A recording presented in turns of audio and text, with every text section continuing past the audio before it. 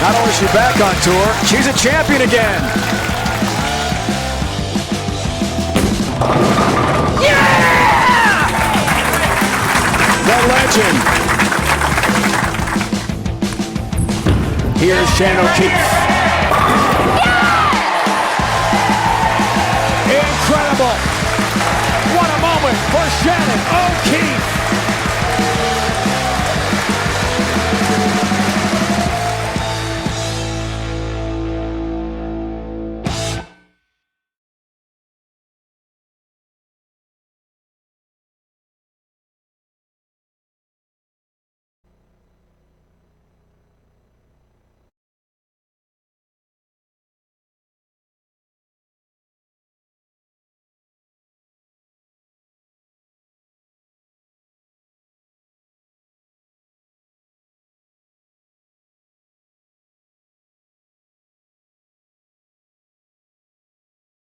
Kindly ask that you silence those cell phones to prevent any distractions to the athletes.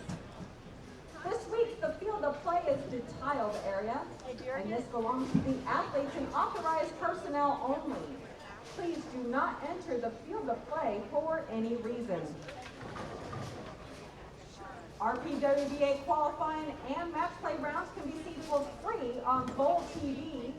So please make sure to tell all your friends and family where they can watch the best women bowlers in the world. All right, bowling fans, pick out your favorite athlete this afternoon, cheer her on. Athletes, press the red key on your console, your arrows will come up, and you'll have a full set of pins. Ladies and gentlemen, how about a great send-off for your top 18 of the QubicaAMF PWBA Players Championship. Good luck, ladies.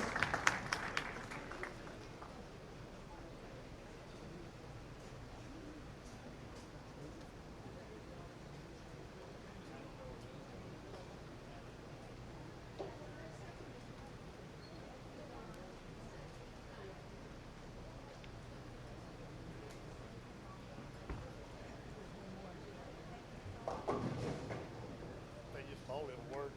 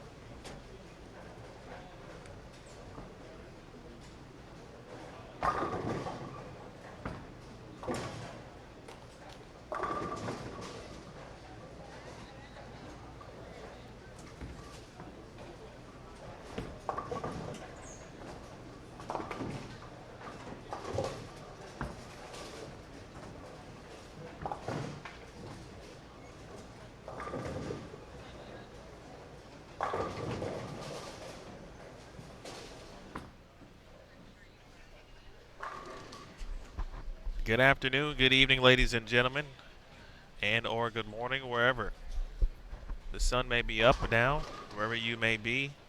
Appreciate you tuning in into Bowl TV.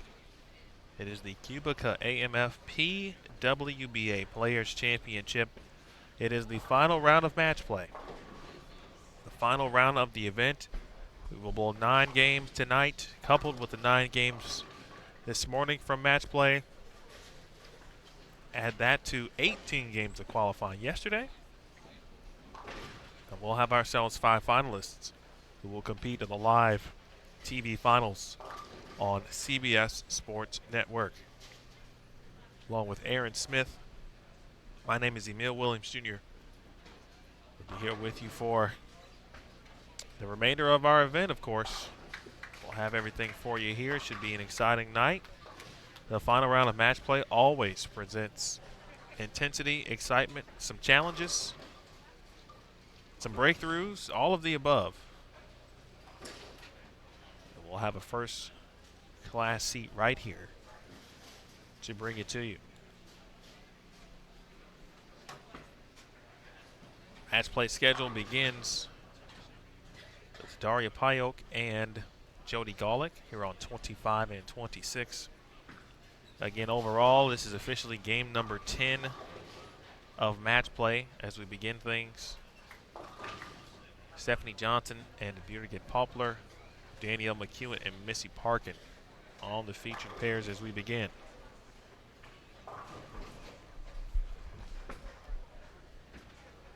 Hello to, again, everyone tuning in, checking in.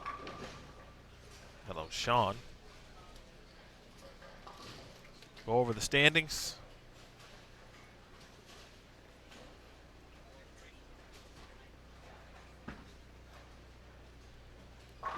Stephanie Johnson made the charge to the top of the leaderboard.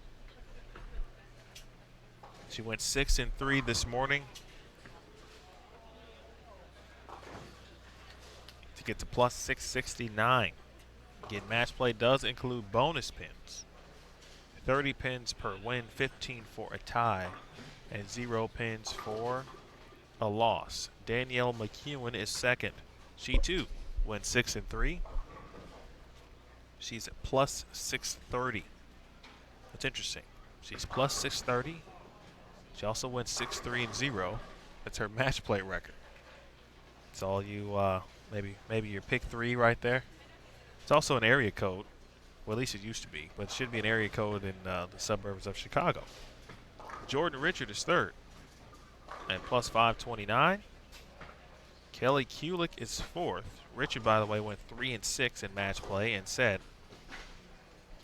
that things just didn't go too well this morning. That's what Jordan told us after the fact. Come in with a new game plan. You drill a ball and go at it from there. Kelly Kulik is fourth. She went 7-2 this morning at plus 526 overall, plus 526. And the leader after 18 games, Lindsay Boomershine, dropped to 5th place. Their 3-6 match play record, and she had to kind of scratch and claw to get to that point. She won the last couple of matches, last match, excuse me.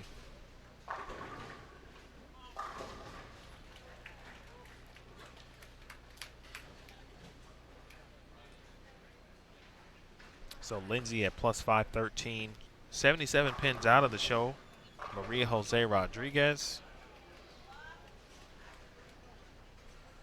5-4 this morning. 120 pins back is Pamela Alvarez from Mexico.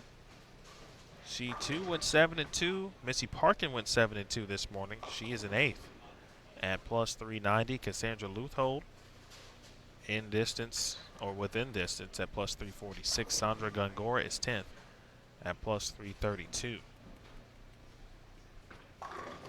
Jody Golick 11th at plus 305. Birgit Poplar 12th at plus 296. Carolyn Dorin-Ballard is 13th at plus 242. Brianna Cote is 14th at plus 230. Deandra Asbeatty 15th at plus 225. Rocio Restrepo is 16th at plus 221. Josie Barnes is 17th at plus 174. And Daria Payok is 18th at plus 173.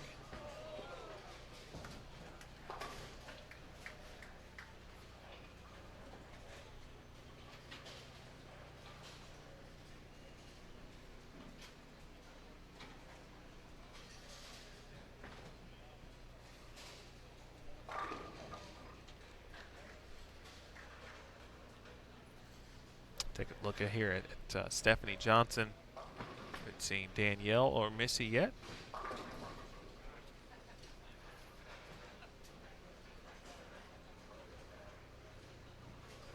I'm going to drop some our links in the event description, so you'll have match play round 1 scores this morning, and then also, of course, match play round 2 here in just a second.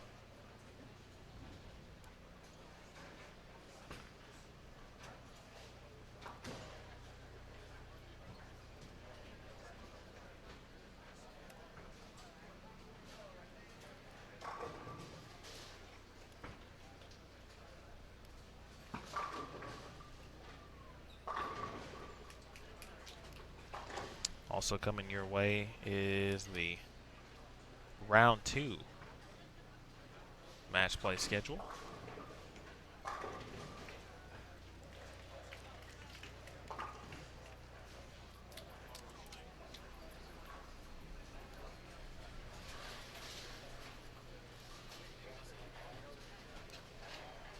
Right here is Missy Parkin. Only Missy went 7-2, but there were a few instances where she hit some pairs where she struggled. But sometimes that's the beauty of match play, where you can win with games that are less than stellar. Like 170, for example.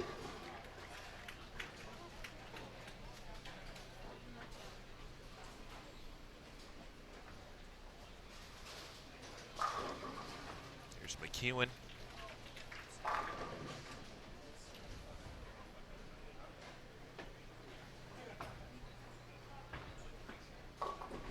Yikes. Nearly 4, but 5 through the middle. For D-Mac.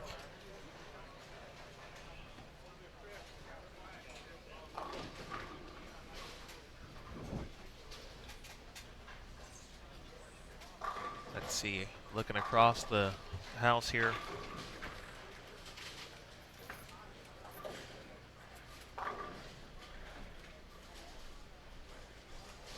Jordan Richard is going spare front 5, or excuse me, fair next, spare next 5. Beg your pardon.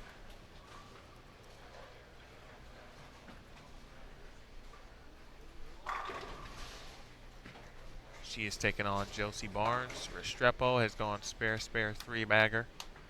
Maria Jose Rodriguez looking for her first strike. Over on 19 and 20. She just got it.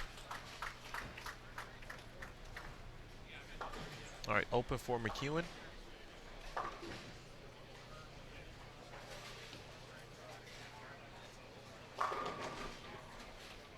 And right back at him is Danielle. So we look at Birgit. She shot 299 in round 1. Her second 299 of the tournament. Shot 1 in qualifying. I don't remember which game. I want to say 6 in round 1.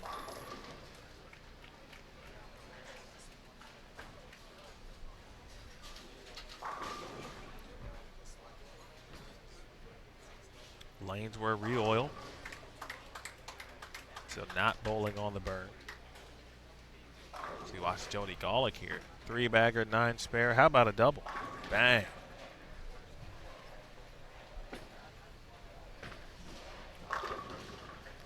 That was close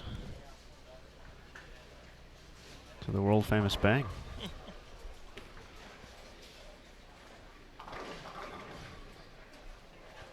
Aaron Smith in the building. Hello. Been here throughout the week. In fact, Aaron Smith is also going to be at the Tour Championship. Holy cow. So this is to be part of your crew for the remainder of the PWBA season. So I know that's not anything to look forward to per se, but good shot. So Jody Golick looking pretty good here early in round number 2. So you watch Poplar looking for her first strike. How about a strike on this pair? There you go. And there it is.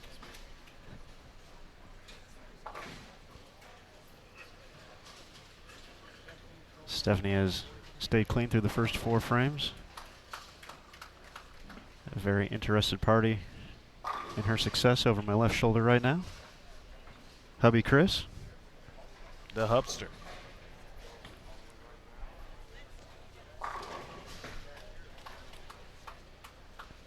Apparently, if you say nice things, that gets you a massage. It does, yes. It's very nice. But he's a good someone of sharing the wealth. So I too have been blessed. Thank you, sir. It's come full circle. Stephanie got her first strike, so I think Chris has to do that every time now before she bowls. Daria made a ball change. Oh.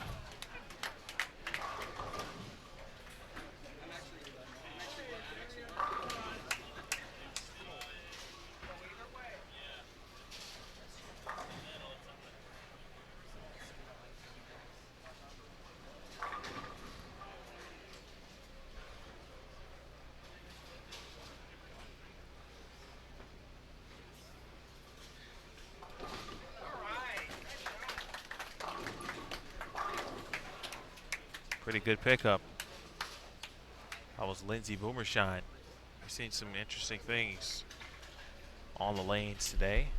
Interesting leaves and interesting spares. Right now, Golick trying to make things interesting very early. This could be a big jump here in the early going. It's kind of hanging around that 9th, 10th, 11th spot throughout the opening round of match play, and going to make an early statement. We saw that with Cassandra Luthold, how quickly a few wins and nice games can quickly catapult you up the standings. So Golick just kind of reset. She looked down, looked like she wanted to make sure she was lined up properly and where she's looking to execute here. What a shot. And Golick is looking good here. Good old 8 out of 9. Already got the win wrapped up. While we have a moment, Parkin.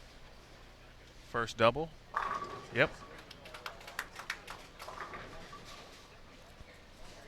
Now we saw Danielle playing a little bit closer to, and I'll admit I was kind of doing some other things when we started this block, and saw on the right lane she was closer to first arrow, and then after that, was it Greek Church that she left?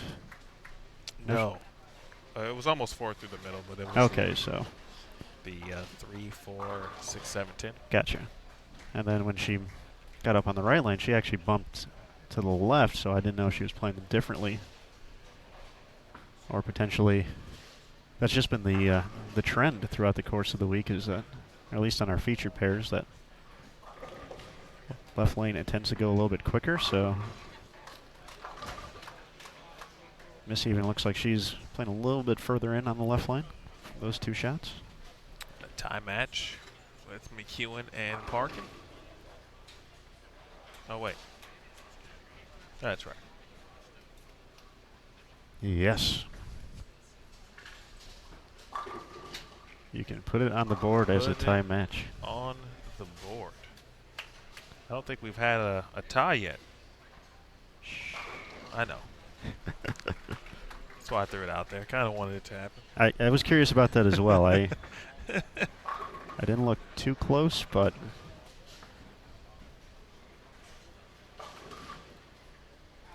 I didn't feel we had seen one of those yet.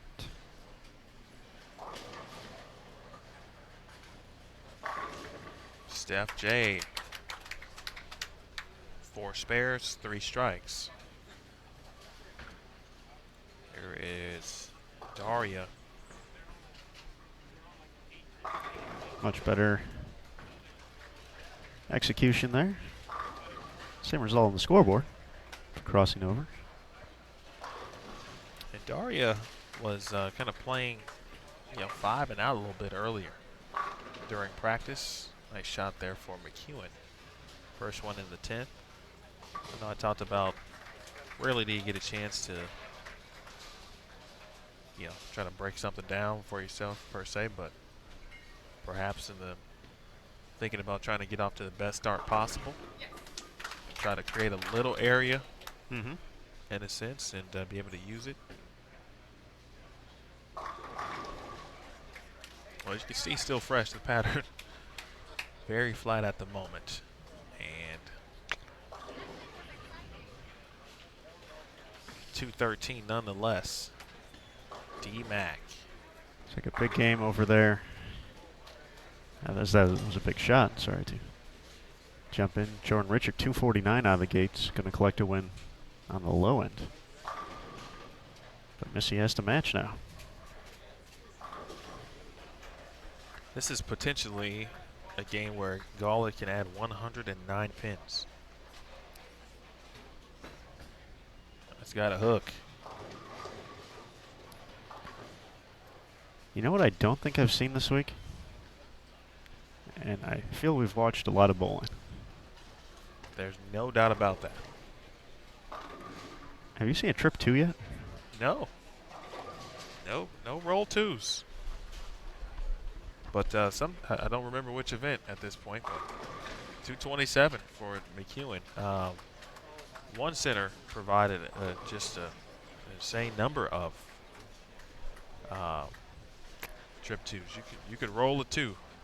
Don't remember which event, but you could definitely do it.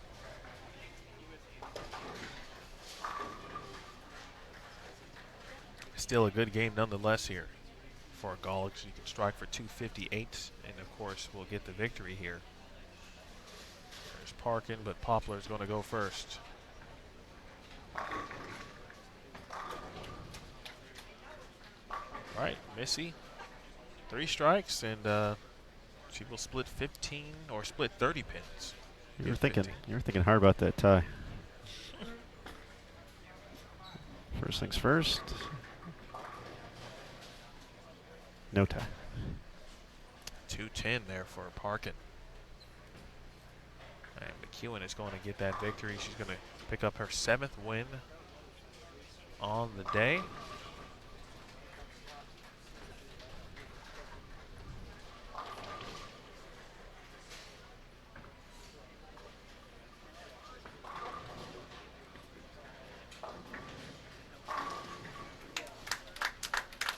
Impressive.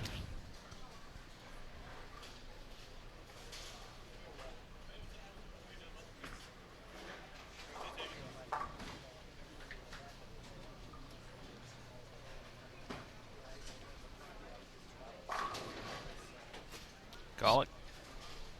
258. Steph really sees control into the last block and appears to have no intentions of giving it up. 255. Available with all 3 in the 10th.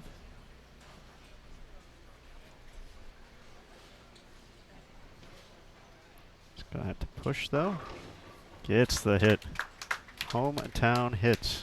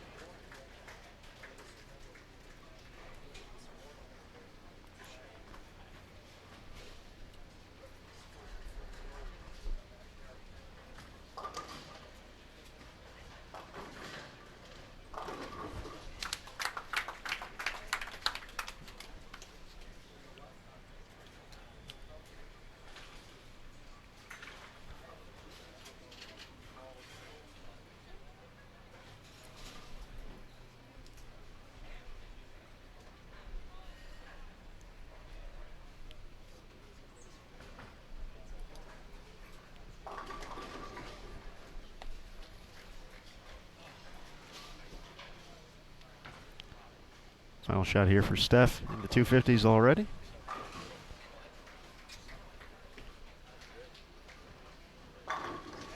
There it is.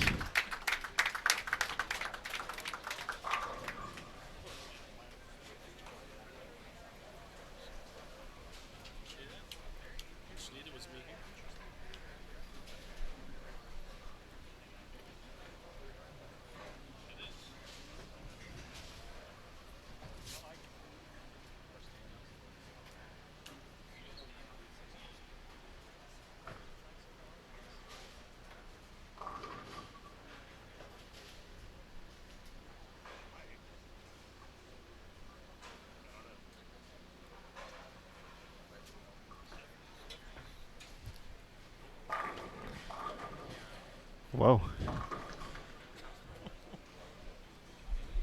Business has picked up.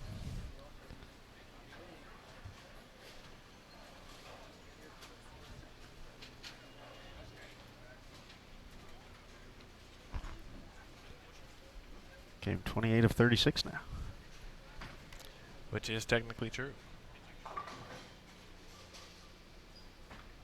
Overall.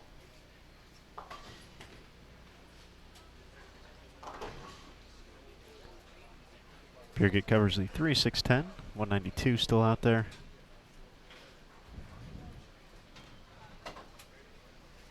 Barn burner on 27 and 28. Lindsay Boomershine can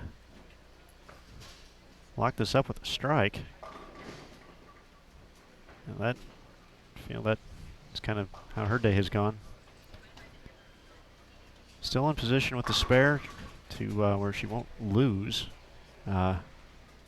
Pamela Alvarez can throw all three in the 10th for 159. If Boomershine covers the 9-pin, she would be at 159 as well.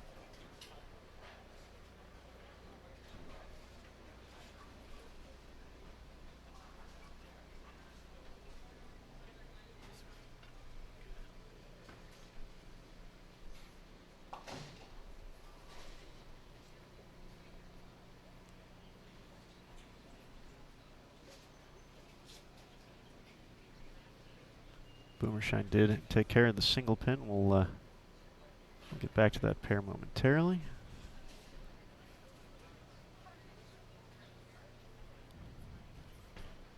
So you can see the scoreboard up there.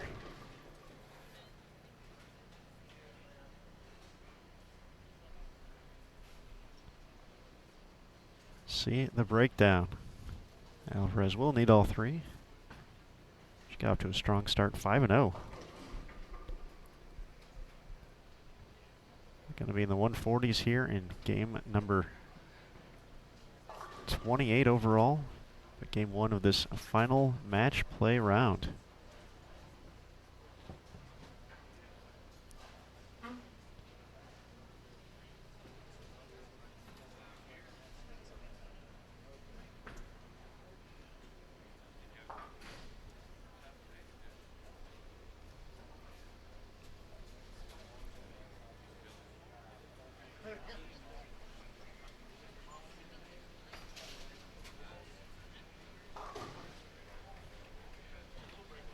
So Lindsay, not the win you envision, but the win you'll take. 100%, especially at this this juncture.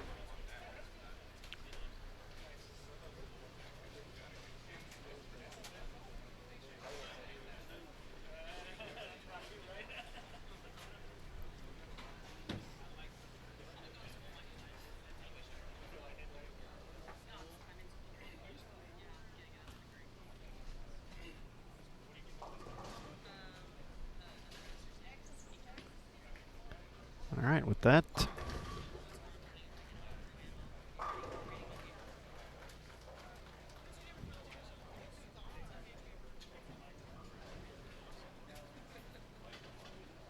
let's take a look over here. 21 and 22, Jordan Richard and Rocio Restrepo.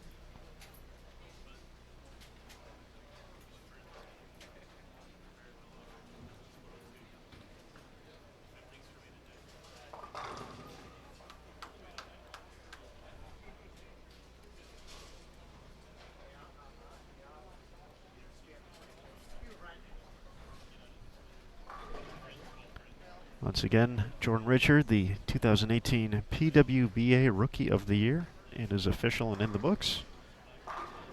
There's a video interview with Jordan you can find on social media right now, PWBA, as well as the USBC Facebook pages.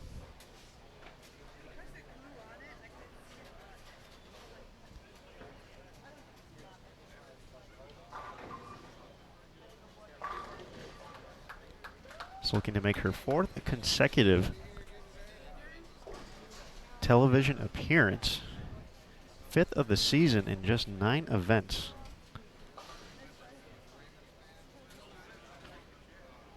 Jordan didn't join the tour until the Queens, the 4th event overall, because she was still finishing up at Arkansas State, along with twin sister Haley, who competed this week.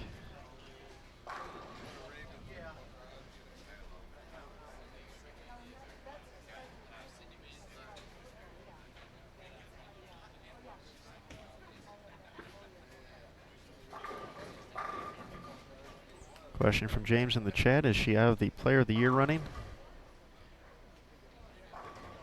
Yes. Yes, she is. Only 2 players have a chance at Player of the Year at the moment. Shannon O'Keefe in the driver's seat. She actually could have locked things up this week with probably a trip to match play, but ran into some issues. Finished 30th overall.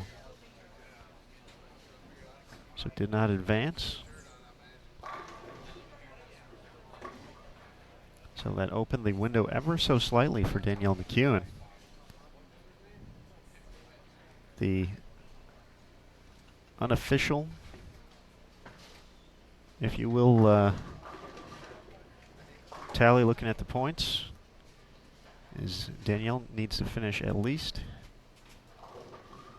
in 2nd place to have the opportunity. Obviously, if she wins, it'll be even closer, but if she finishes 2nd this week, she would need to win the Tour Championship. She'll already be on the TV show by virtue of being number 2 in the point rankings heading into the event.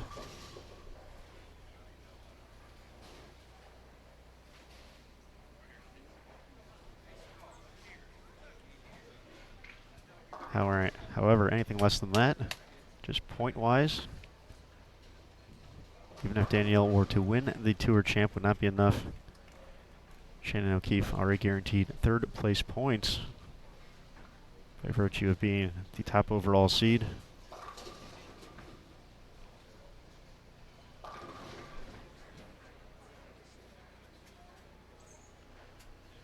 So there's that rundown.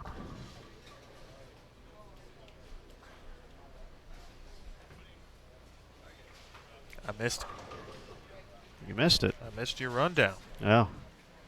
It was about, had a question in the chat about whether or not our Rookie of the Year could also win Player of the Year.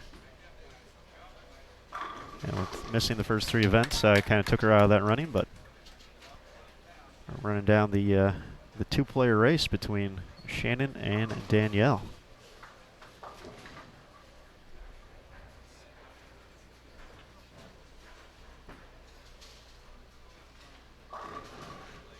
Well, yeah, that title match.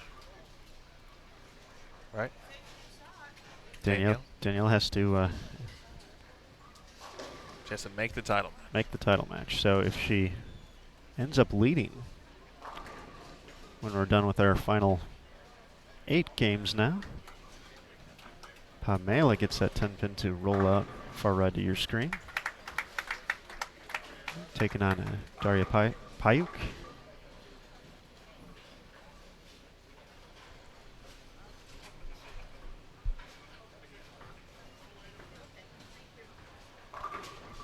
So if that happens, definitely will give us a lot to talk about over the next month. 4 weeks, 3 weeks, however soon the Tour Champ will be. It is 2 weeks.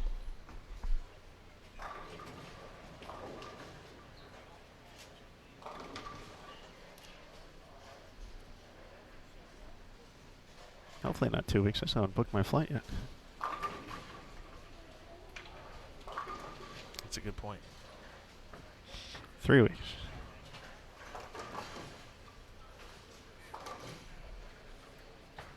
3-ish weeks. Not 4 though. It is 3. It's about 3.5. Need to do that soon. Of course, the Tour Championship taking place in Richmond, Virginia, at the inside the Old Dominion building at Richmond Raceway, part of the NASCAR festivities going on that weekend.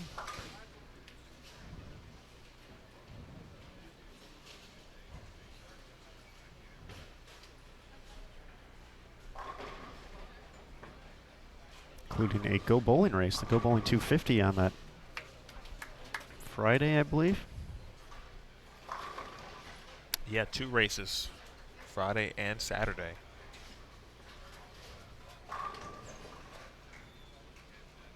I used to be a little bit more into NASCAR, but that was like when it was the Winston Cup, so I know I'm several cups behind here, so that was the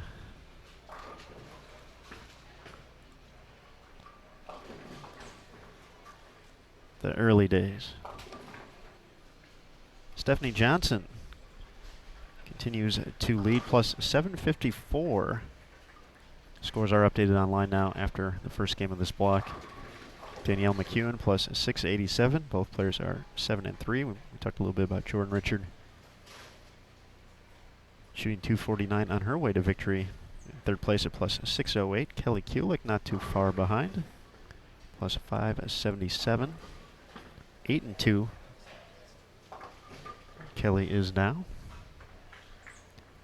Fifth place, Lindsay Boomershine with that win with the 159 plus 502.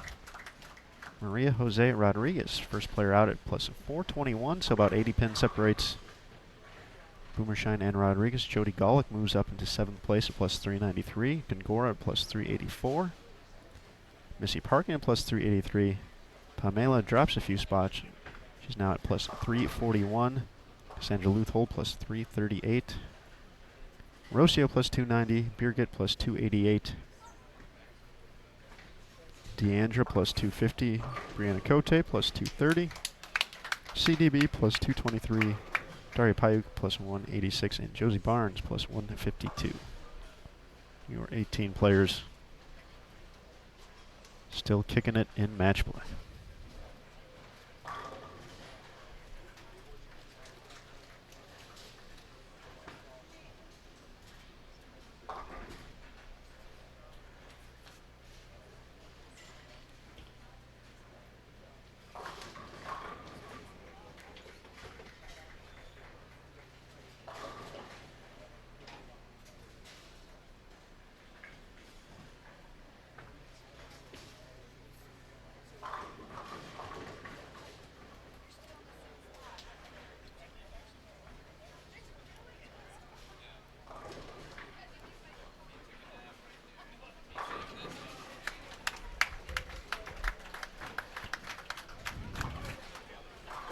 Stephanie Johnson has not missed since the 5th frame of game 1. Now in the 5th frame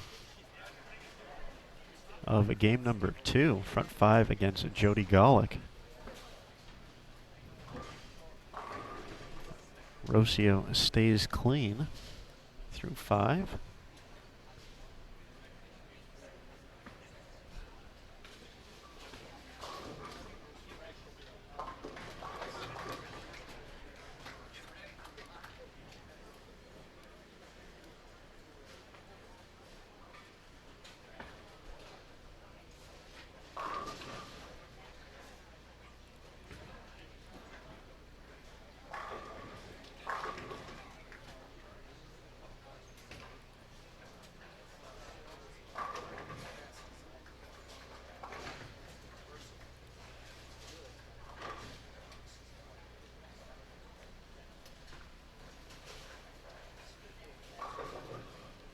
Now moving to 23 and 24.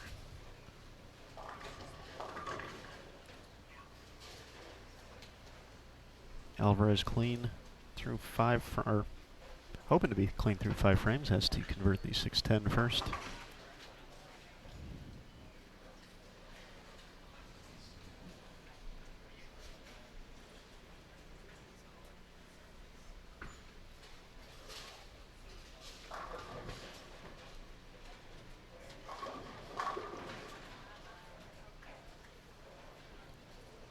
Nice shot from Lindsay Boomershine, far right of your screen.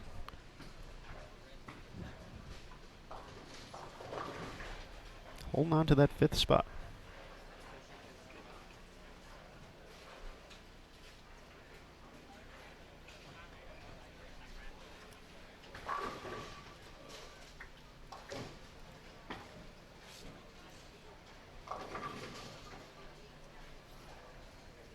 Hold it on, huh?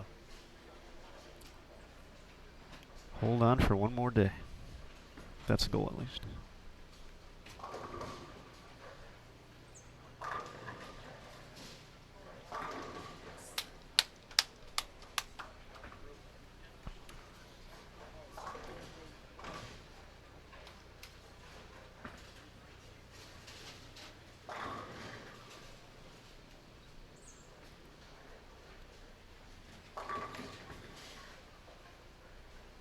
Birgit had her second 299 here on Bowl TV over on lanes 23 and 24.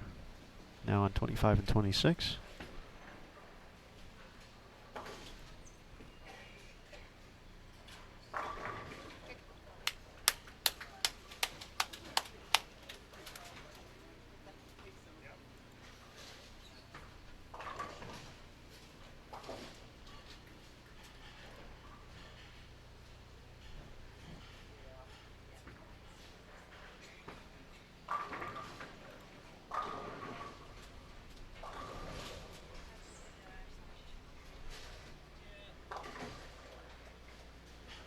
Let's head over to 27 and 8. Steph Johnson makes it a six-bagger.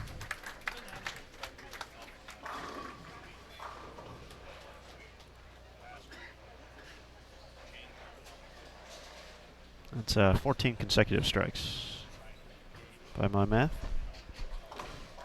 What did she shoot first game? 255 with 4 spares, and then, oh, wow.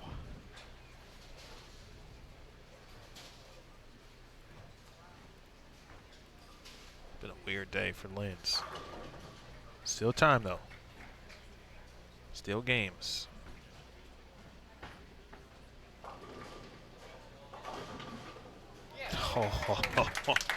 Yowza. That is local favorite. I'm familiar. I've worked here once or twice. Carey. That's where we surround that hit with a stuff 9 and a pocket 710.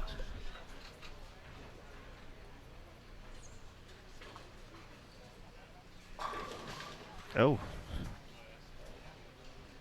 Good shot from Rocio, and six-pin wanted to connect. Just elected not to.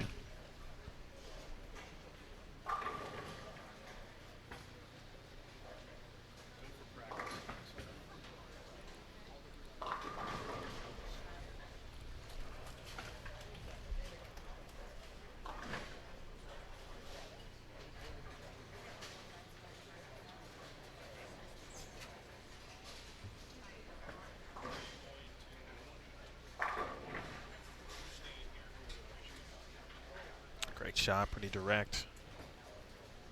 For Linz, keeping the angle in front there.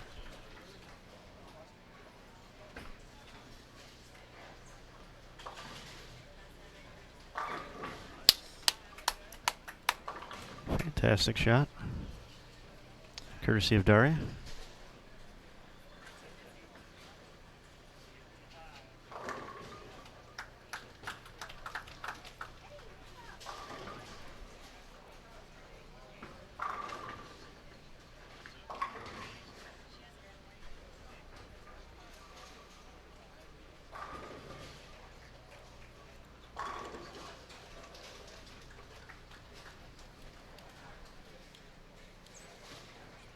Uh-oh.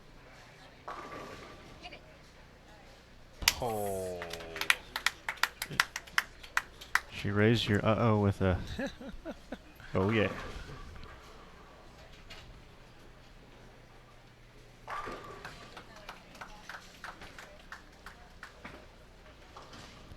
Jordan Richard once again looking to make her 4th consecutive trip to CBS Sports Network.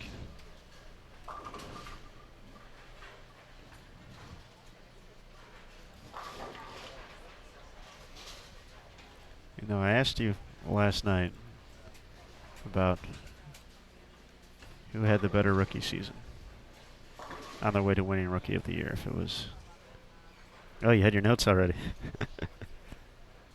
New Wave Finn or Jordan Richard.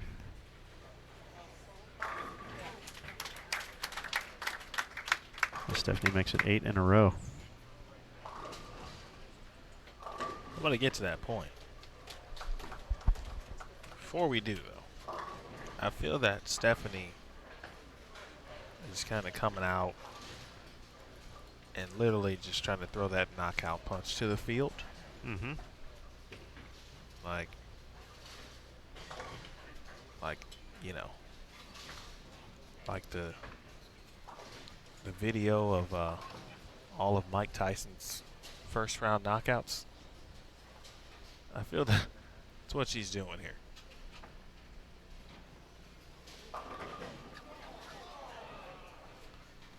And although the 9-pin didn't fall, message sent.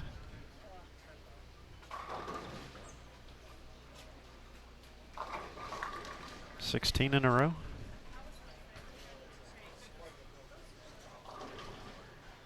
I mean, but, you know, she coming out saying, hey, listen, all right, I did what I had to do earlier, and now I'm just going to put the stamp on it. Make you guys come chase me. See if you can join me in the finals. Nothing guaranteed, but, you know, add in what she's doing with the bonus each game. Mm-hmm. And basically it's kind of what Lindsay was doing without bonus. It's still a testament to what she did yesterday. For sure. But yeah, a few of those, especially with a few of those hits we saw along the way for Steph. It's kind of like a Steph Curry heat check, where just everything's falling, and then you have that like end of the third quarter like 48-footer, and it just goes in.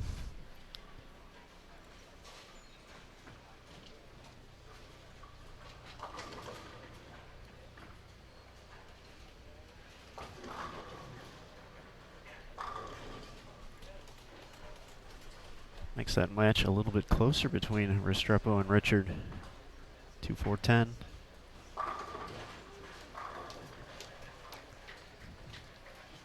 Lindsay can get to 215. More than likely will not be enough to collect the win, but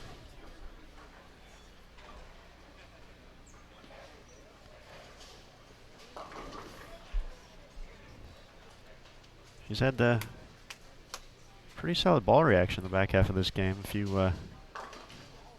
few unfavorable hits.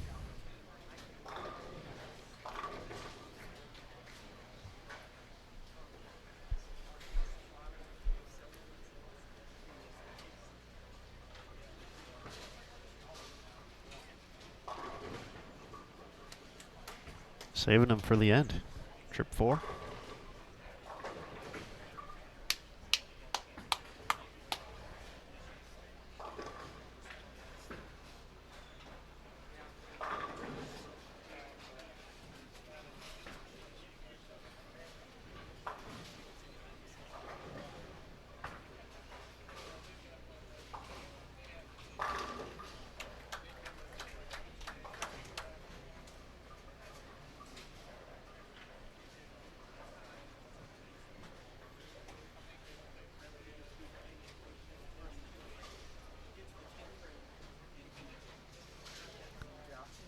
Daria will get the win with 222.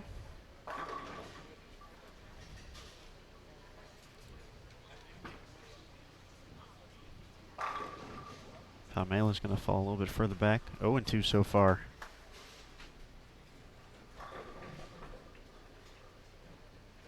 Here in round number 2 of match play. 2018 QubicaAMF PWBA Players Championship. Big thank you to QubicaAMF for their continued support. Of course, it's the presenting sponsor this week. We've had some great sponsors presenting events over the last few events. We had Pepsi in St. Petersburg, Nationwide in Columbus, Ohio. PolarX.com. There's a trip to Open. The Twin Cities Open. Of course, GoBowling.com as well.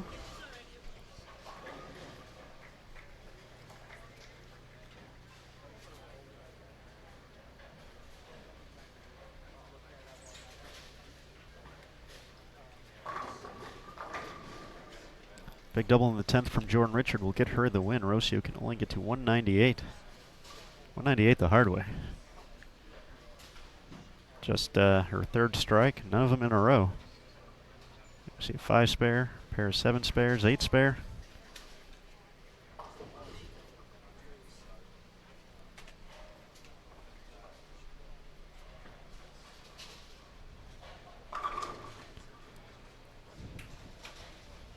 Steph Johnson is a spare away from being in the 260s. She left a 7-pin her first shot of the 10th.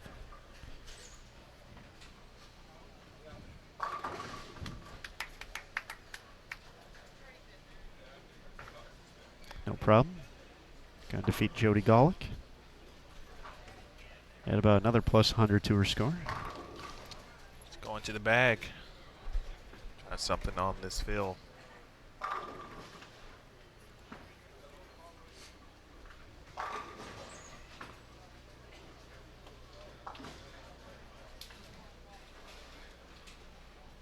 $205,187. Jordan Richard gets another win.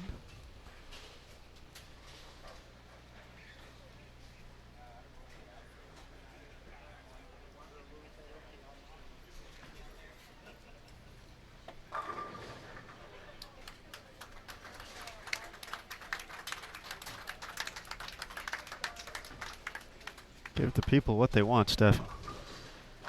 Big games.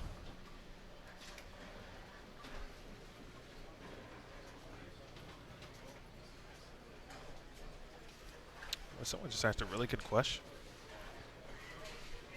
I think we're looking at the same question. About titles? Talking about titles.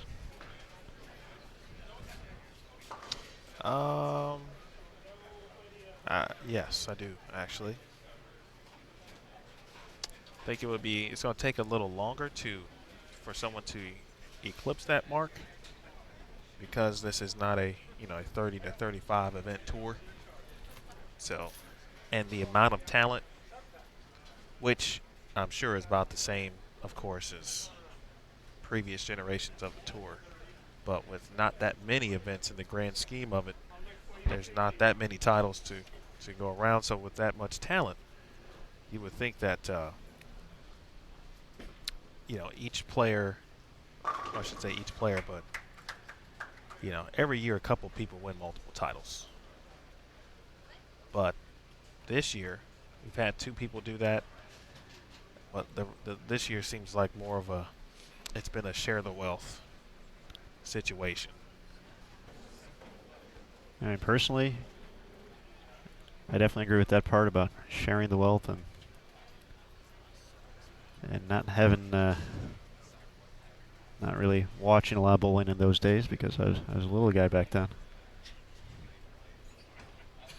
But when you just look at, and we don't get the full scope when you just look at who won titles. When Lisa Wagner was winning titles, that was mid 80s kind of on through early 90s, even late 90s.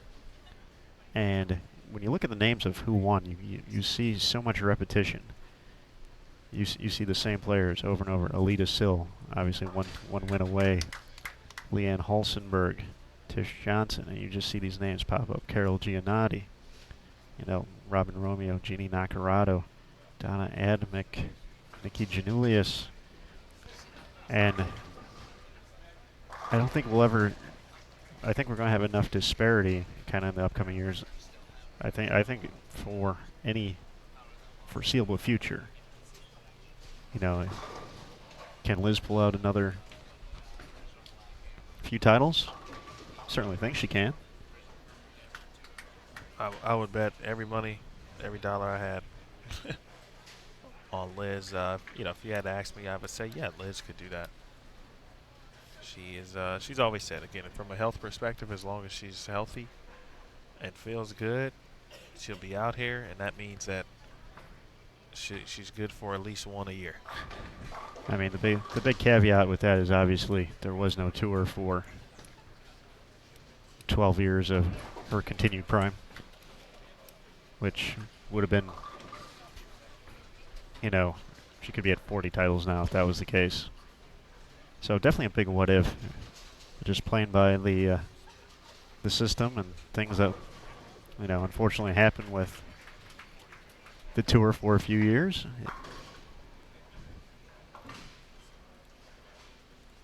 Like, obviously, you talked about we had years with more events, but like in 2001, when you look at, Carolyn had a spectacular year, Player of the Year, 7 titles. Liz won 4 titles that year. Cara Honeychurch won 4 titles that year. So that's 15 events right there. And, you know, you've got to throw in a few Michelle Feldman wins there. And you kind of, there's always that, you know, core 5 to 8 players probably that you just kind of expected to see on TV. And most of the time they were there. And I think we just have just a bigger variety nowadays of players who could potentially just continue to put themselves in TV shows.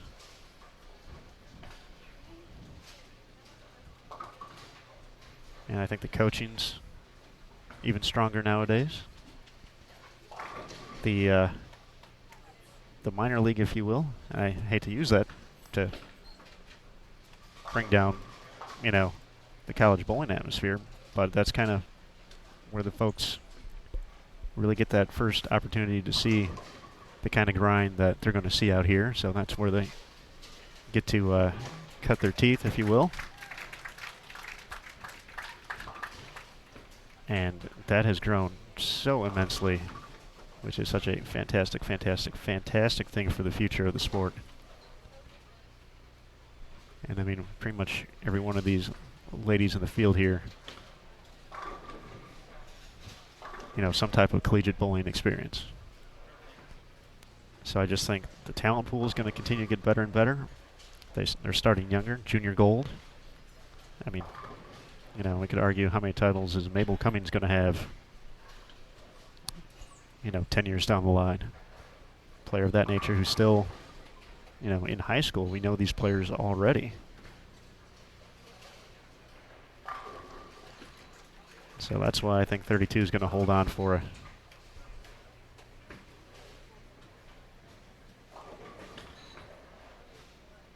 nice long time.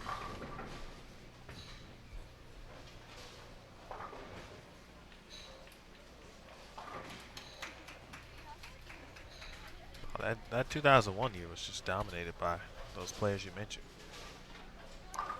They weren't messing around. No. You mentioned CDB, Liz, Cara Honeychurch, Leanne Barrett or Holstenberg 1-2, and Wendy Mack 1-1. The rest were CDB, Liz Johnson, Michelle Feldman, mentioned Cara Honeychurch, and Tish Johnson 1-1.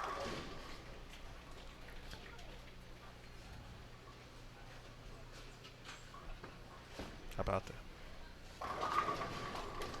They weren't letting the other folks get the dubs. No. No dubs for breakfast that year. Shot there from Jay Rich.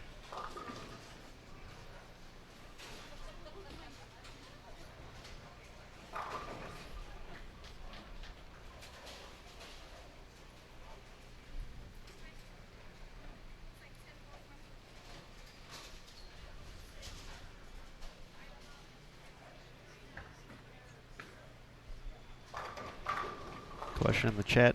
Tish Johnson does have 25 career PWBA titles. Oh, 4-pin. Why so mean?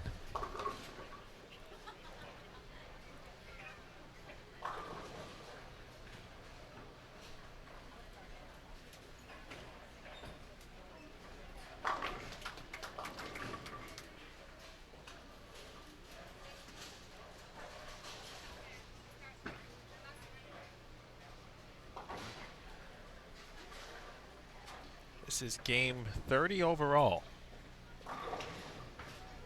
But game 3 of this round. If you want to go one level up, this is game 12 of match play.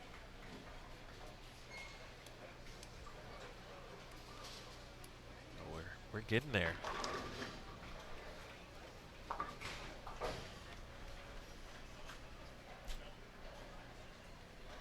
Kewen.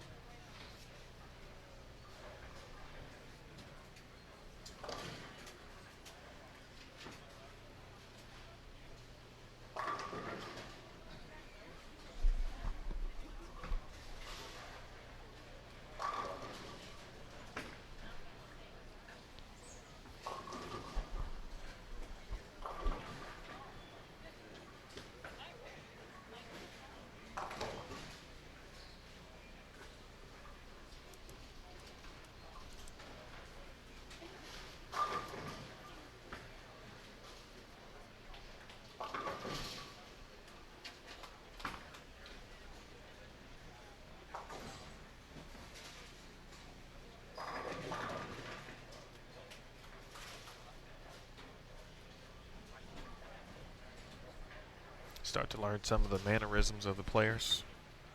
Post-release, you'll know if they like it or don't. Very true. Jordan did not like that. The hand obviously was right. Here's Deandra Asbeatty taking on Sandra Gongora.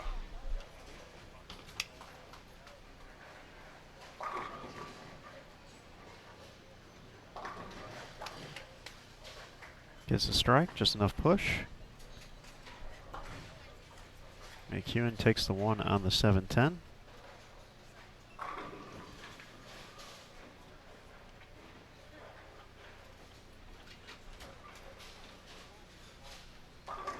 All right, standings updated through 29 games. Stephanie Johnson increases her lead, plus 852 now. After the big 268, she's 523 for her first 2 games, so we'll have to see if the heat check is continuing on. Looks like she's bowling Missy Park and a few pairs to our right now. Danielle McEwen in second, plus 720. Both players 8 and 3. Jordan Richard 2-0 so far, plus 643 in third. Kelly Kulik at plus 603 in fourth. Lindsay Boomershine still in fifth, plus 513. Maria Jose Rodriguez, plus 429. First player out at the moment, Sandra Gongora, plus 406. Jody Golick, plus 371. Birgit, plus 361. And Missy Parkin rounds out the top 10, plus 359.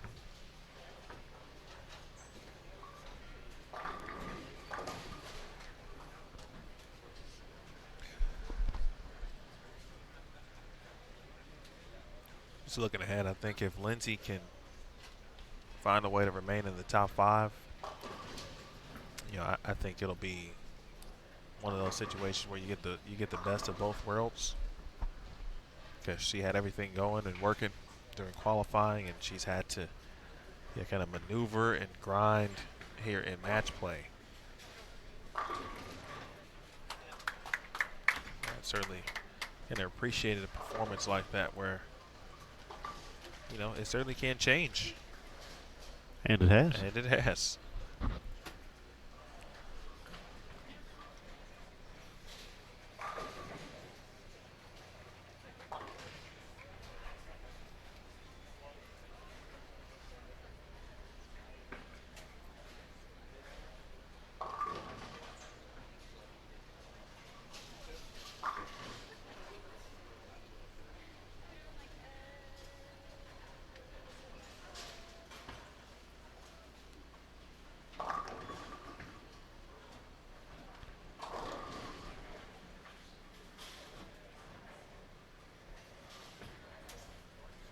I think you folks in the chat are correct. Both Brianna and Deandra throwing 14 pounds. I believe Sydney Brummett as well. Switched to 14 pounds. Had a very interesting conversation with Sydney about that in Mechanicsburg, the Greater Harrisburg Open. Just kind of some of the certain aspects, the very what's the word I'm trying to find here?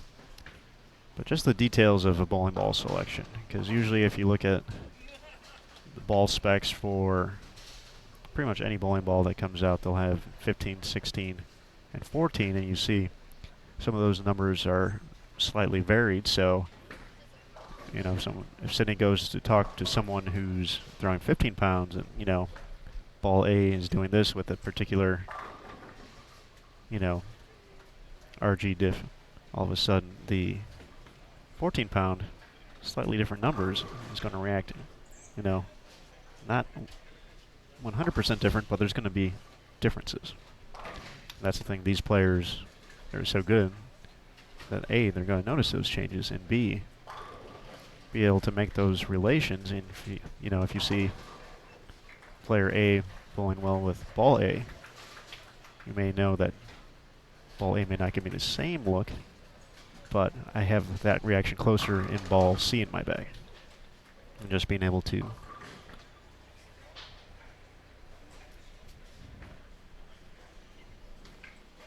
make those distinctions as well. Something a little bit different. Nice cover there for Danielle.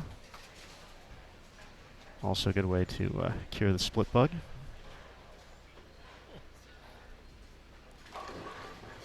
We've started something.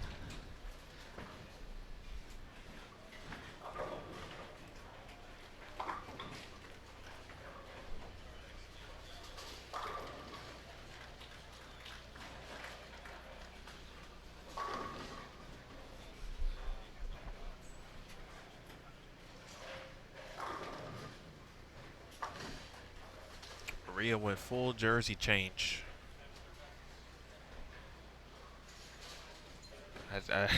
I noticed it before we started. I said, "Oh, fresh jersey, huh?" And she said, "Everything new."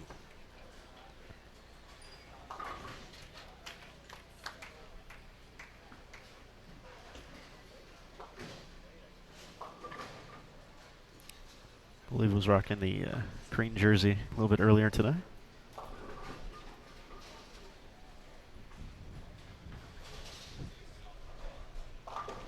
You know, yesterday, games 2, 3, 4, 3, 4, 5 were the games that seemed to be the toughest.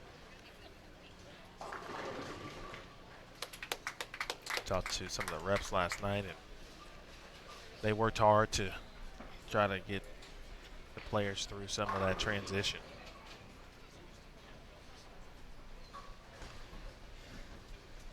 Trying to see if we seen anything that kind of stands out at the moment.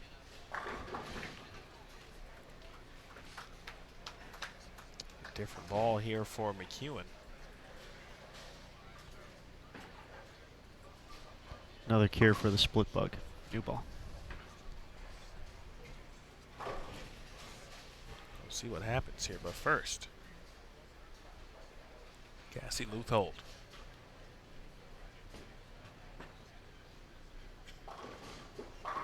Shot there from Cassandra.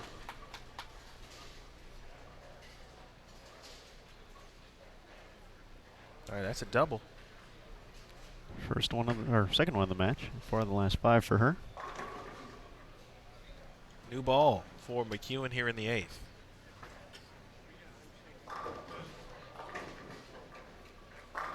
Whew.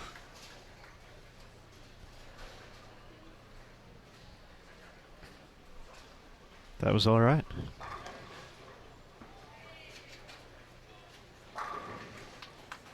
So was that one. All right, so you talked about of course, Jordan has officially locked up Rookie of the Year. And you asked yesterday who of Jordan and New Way Finn. who won Rookie of the Year in 2016, who have had the better rookie season. So after some deliberations, McEwen, first double after the ball change. After some deliberations, I might have to reserve judgment because New Wave Finn won the Tour Championship and she only bowled 6 events. So I feel if Jordan were to win that event, then that would cap off to me the better season. So right now I would lean towards New Wave Finn because of the number of events bowled and the success that she had in such a limited amount. That's fair. But that could change tonight. Or, tonight, actually. So Jordan makes TV again. Never know. And it's like, it's hard to argue. It's a tough one. It really is.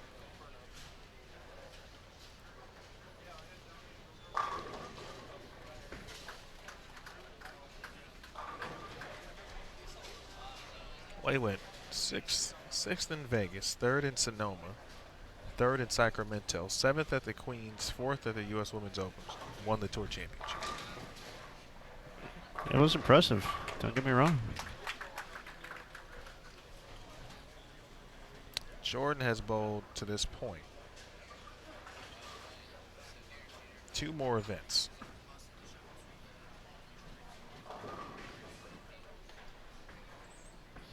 Jordan's stat line reads 49th at the Queens, tied for 49th, 11th in Hartford, 6th in Louisville, 1st in Harrisburg, 13th at the U.S. Women's Open, 4th in St. Pete, 3rd at the Twin Cities, 5th in Columbus.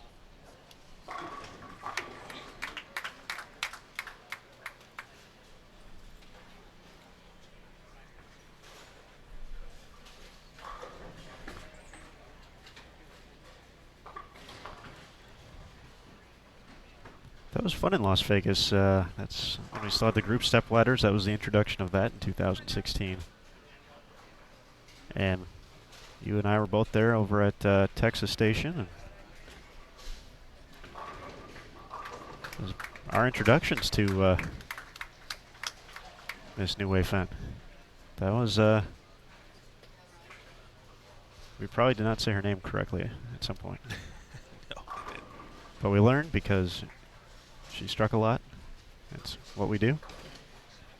We did. We also learned that she does go by actually Way. But New Wave Finn is the proper order and or pronunciation. Good shot. But Way, yeah. But Shep makes a good point. I'll give him some credit, or her, in the chat. Way a rookie on tour, but I assume he takes into account the international experience in that situation. It's a very good point. Jordan, a true rookie. In the sense, yes. I think that's an extremely fair point to That is. To add to the I'll take that into consideration. to the discussion.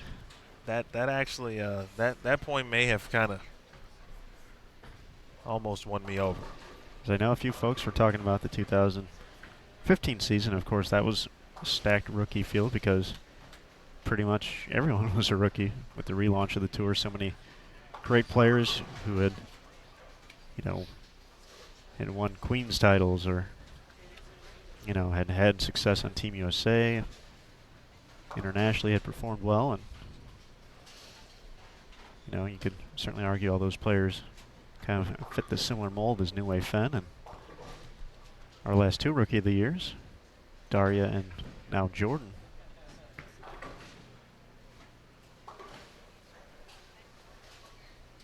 Fresh out of college.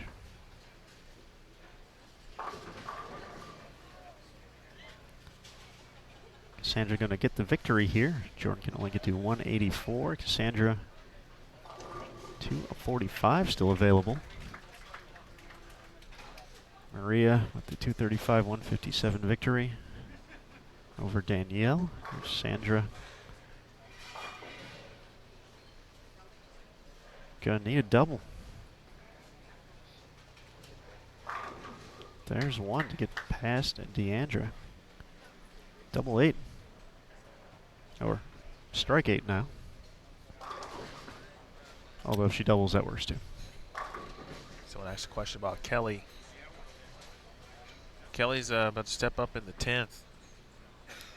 And she got 244 max.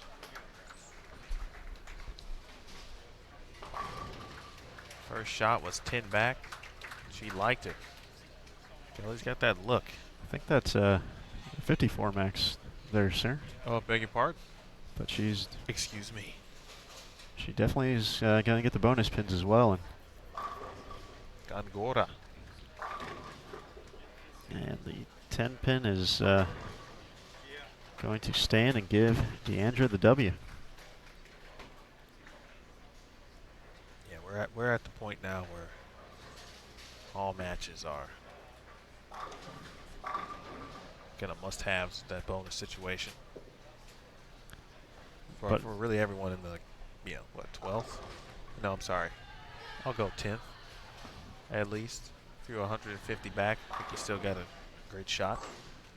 I have to thoroughly agree with your point about Kelly, and it's something when I was jonesing earlier about the, like last month, about the Tour Championship, and you know, obviously being in the elite field, you're making cuts. You're part of the field one way or the other, and like I was just waiting for that vintage Kelly performance that we've seen, where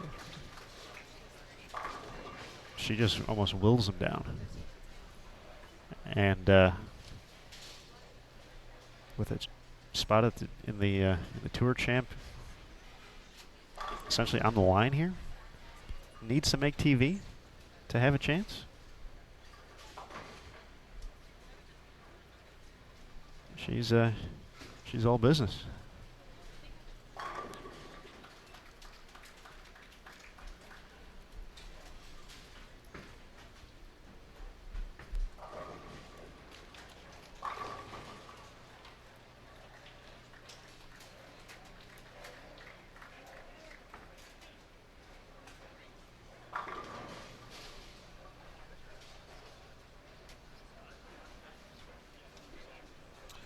Aaron, that was such a great point. Really a great discussion, or a topic of discussion, in regards to the Rookie of the Year situation. I enjoyed it as well. Which season was better? Because I'm really I'm really thinking about all aspects of this. But I'll get back to it. I won't chat about it right now. I started to look at age. Wade was 24. You know, I don't know what all she bowled, of course, internationally, but representing Singapore, a lot of youth events. And it's still nothing like bowling on tour. And that's why they come out here. Yes, sir. I feel this could. It's good. This is really good. I was going to say this could. Good stuff, Aaron Smith. This could steamroll into so many other branches. And all of a sudden we're having the MJ LeBron GOAT discussion of the PWBA. Now you went and said something that was just foolish. It was all good just a week ago, and then you went and said that. I didn't offer any opinion. I know. I just said it. The fact that you even.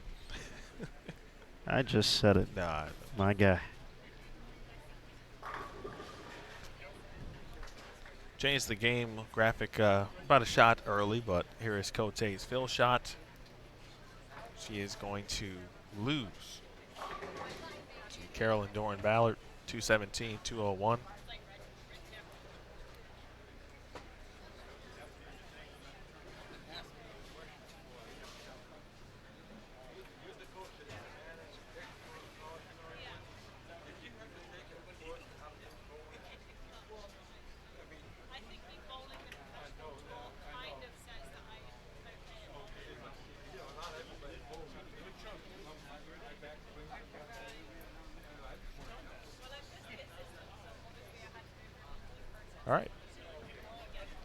31 coming up.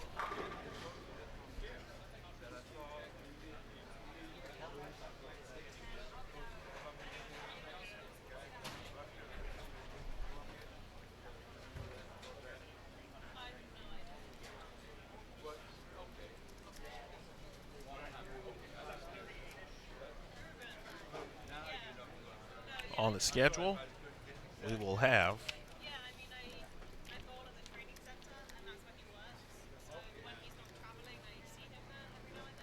let's see, we will have Carolyn Dorin-Ballard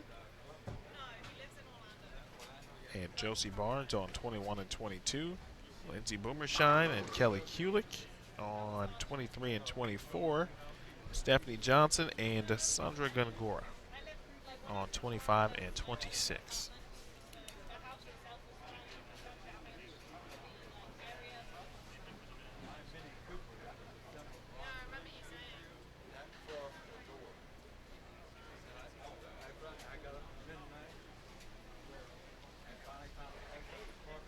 Speaking of Kelly,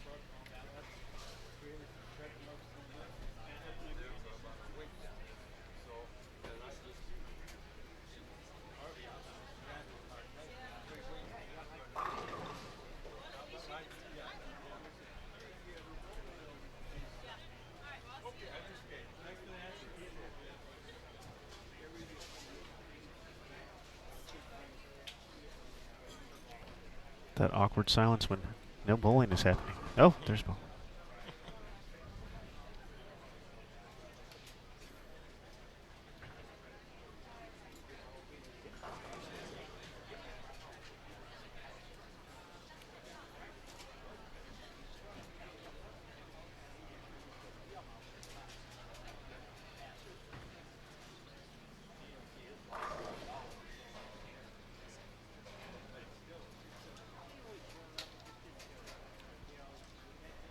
Well, looking at the scoreboard, that's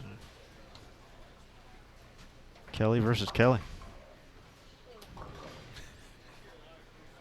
Okay. Shout out to the volunteers helping out this week, along with the staff here at Plano Super Bowl. Putting in the hours. So these athletes have a first-class facility and event to compete in. It's a major. Third of the season, QubicaAMF PWBA Players Championship. Final event before the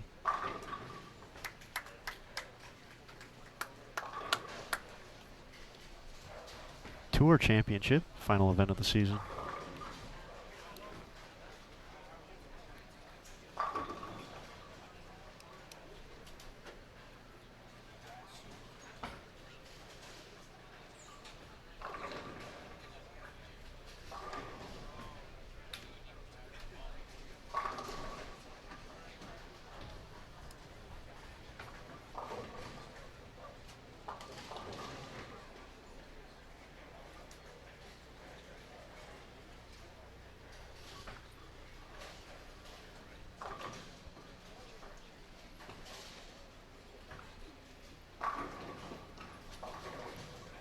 Nice shot there from Lindsay.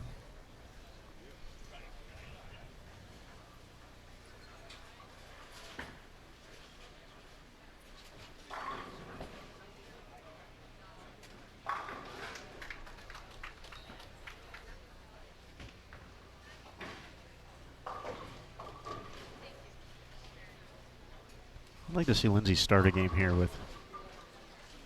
It seems like every time, just following progress across the house today, that there's never been a game that's been like, spare double, 3 in a row. It's, spare split. Like that, there's no real great momentum to start.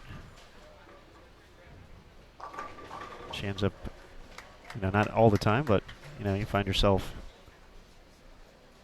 trying to come back in a match, maybe get a little tense with the shot, try to force some things, and obviously Kelly Kulik, a very demanding opponent.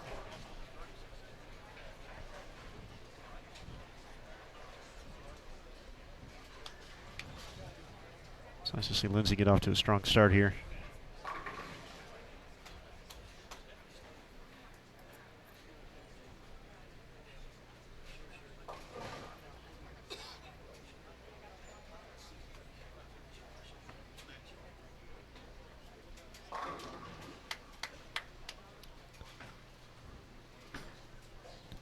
No freebies from Kelly, though.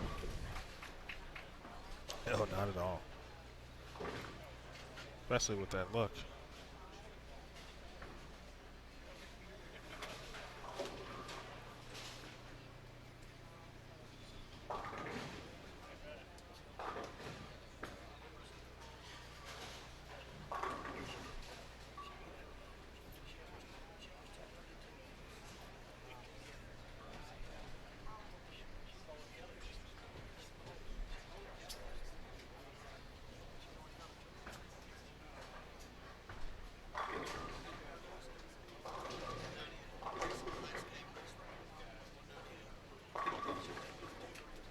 And 3 in a row.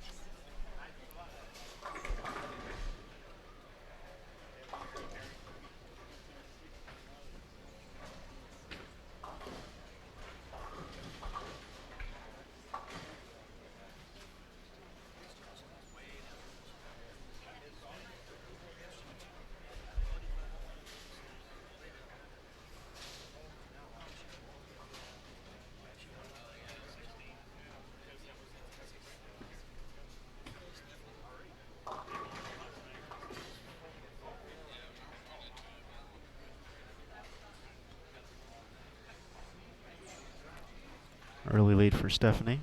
A pair of opens from Sandra.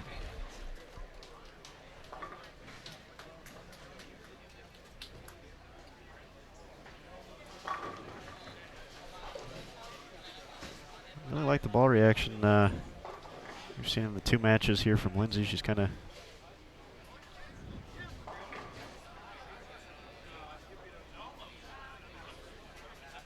keeping her angles a little bit tighter and making some really nice shots too.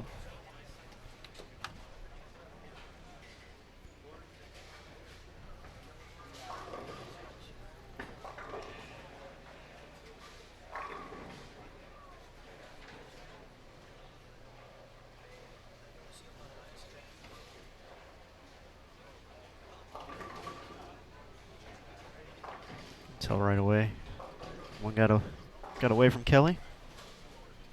Pays the price with the 210.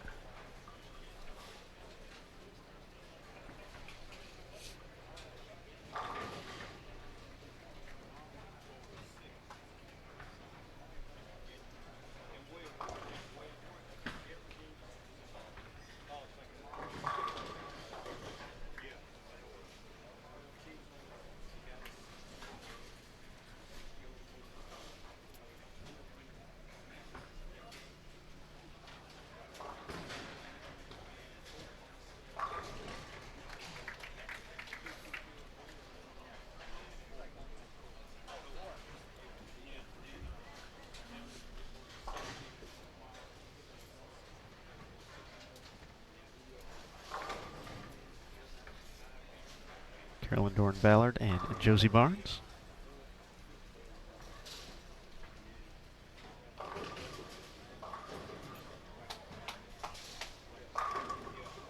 Nice shot from the Hall of Famer.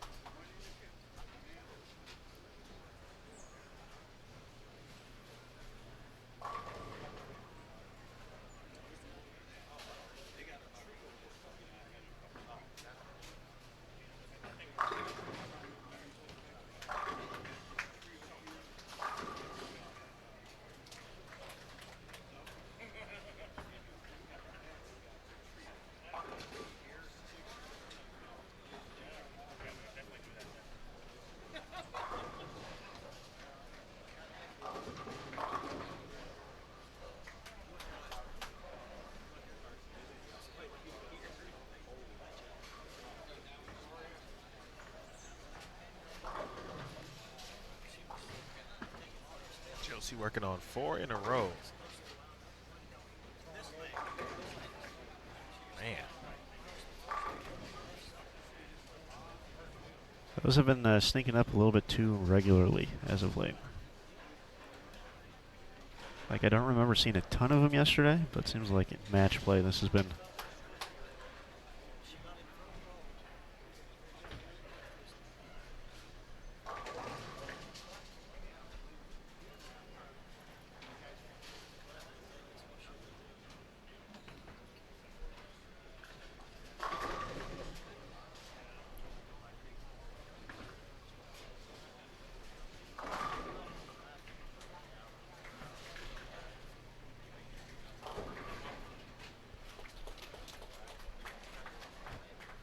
All right, Stephanie Johnson still leading the way, plus 848. Danielle McCune, plus 677. Kelly Kulik, 1 pin behind, plus 676 in third.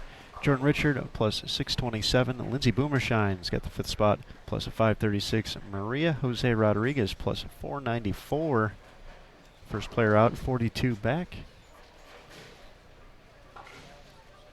Birgit moves into 7th place, plus 437. Sandra, plus 414 in 8th. Missy Parkin, plus 402 in 9th. And Cassandra Luthold, plus 372 in 10th. Jody Golick, not too far behind at plus 368 in 11th place.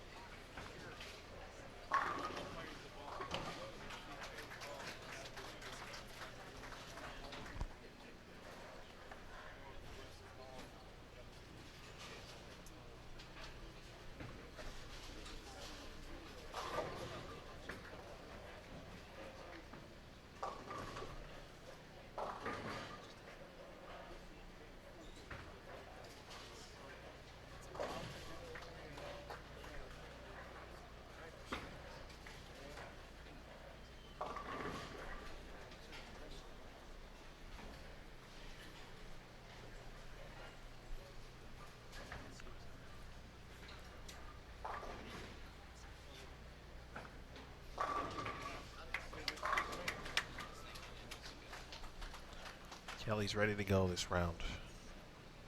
Of course, the tour champion element of it. Good performance. More than likely punch her ticket. And also, she's been trying and wanting to get to television or get to a stepladder final certainly this season. Still looking for that first one.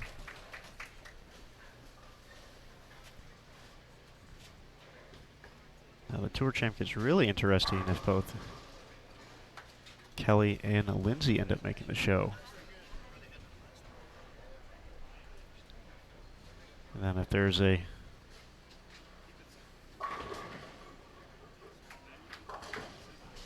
potential another party who makes the show who still hasn't necessarily won yet.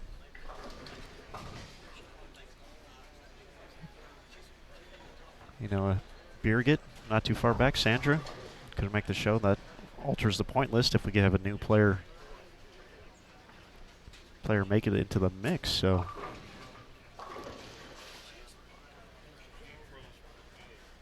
we'll have a much clearer picture of what folks need to do for those final few spots. Oh.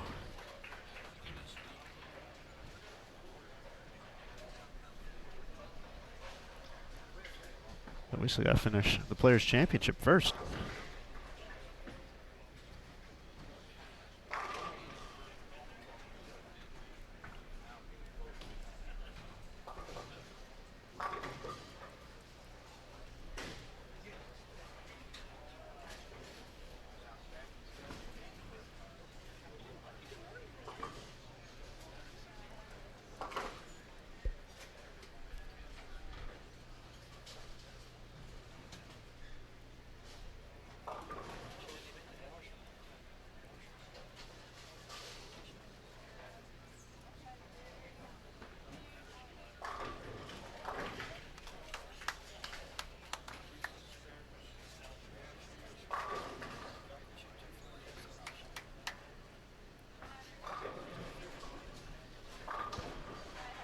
Stephanie stays clean through 6. Well, on her way to another victory at this point. She really opens from Sandra. Steph in the driver's seat at the moment.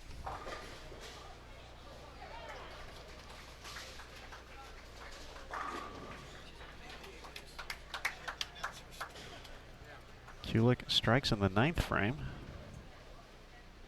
She can shoot at 254. Max for Boomershine 238. Oh, Messenger doesn't connect. Remember that Kelly finished second at this event last year, losing to Liz Johnson.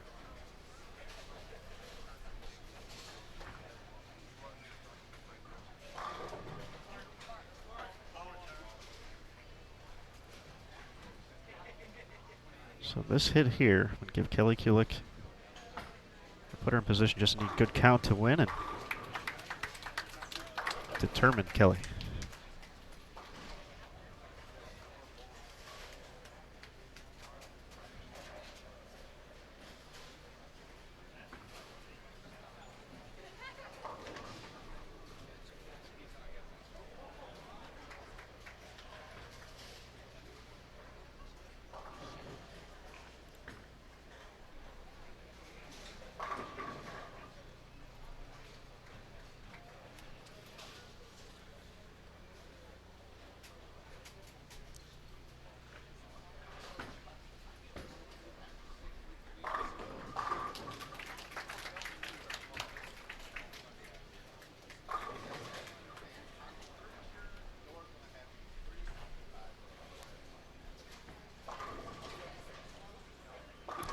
That is going to be a winner.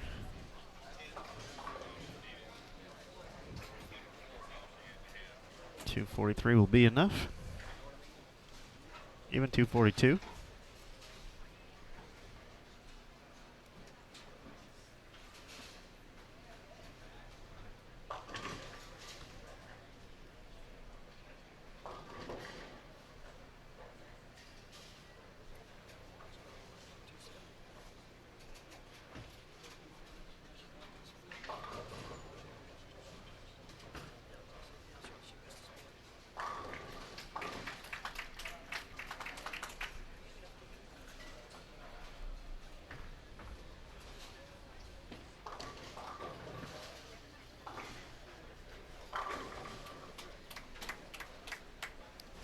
Kulik will improve to 10-3.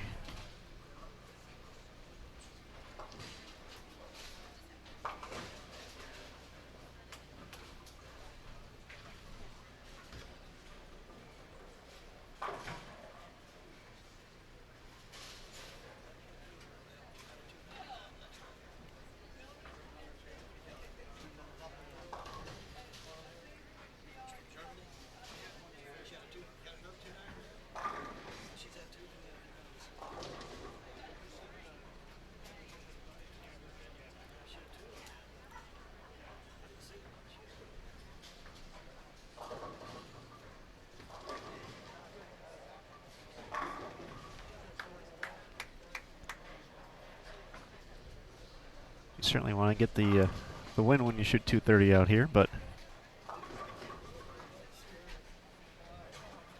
I do feel this is one of the better games Lindsay has looked like. She just looked very comfortable this game. Mm-hmm. And I know, obviously, good ball reaction certainly helps that to swing loose. But, you know, she's looking more like herself in an area. Yeah, I think she's still further right. I would agree with that. In comparison to where we've seen her at various parts of the week.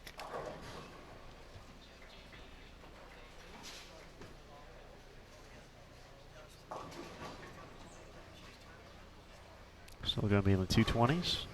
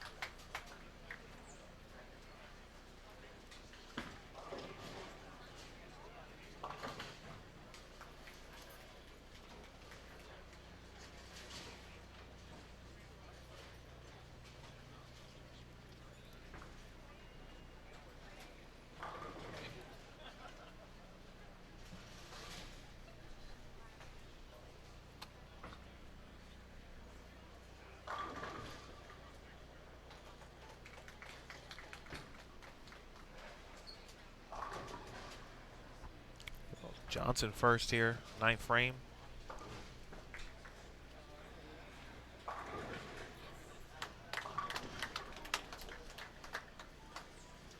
Chelsea's Phil. She's going to get a win, as is Stephanie Johnson. And it is looking like the Steph Johnson show here.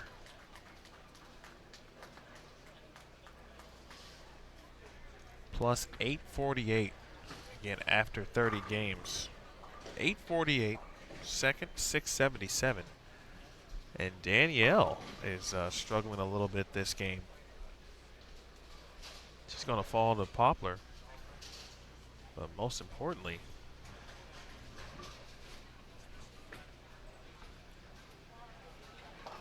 Danielle trying to strike out for 166.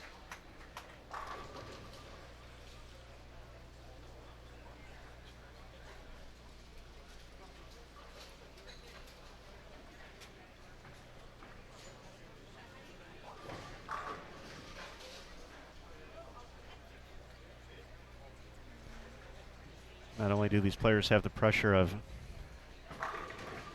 making that spot, the CBS Sports Network final tomorrow, 5 p.m. Eastern. Be sure to tune in. But how much can the physically can you know, this is a lot of games, and obviously these players have been prepared through this throughout the course of the season. Typically bowling 16 on a qualifying day. Standard events, lead events.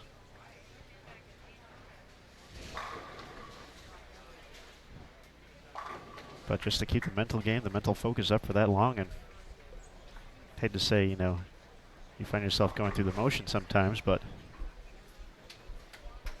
it's got to be exhausting on both the physical and mental aspect, which just makes these performances even better.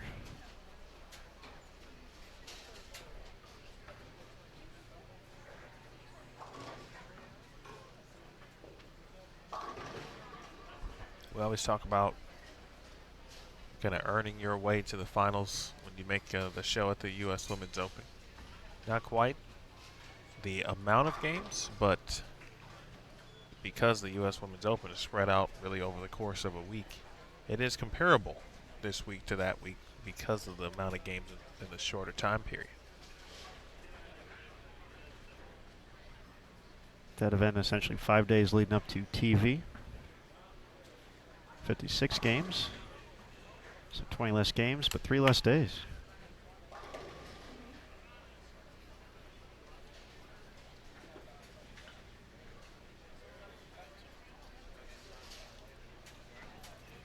So Stephanie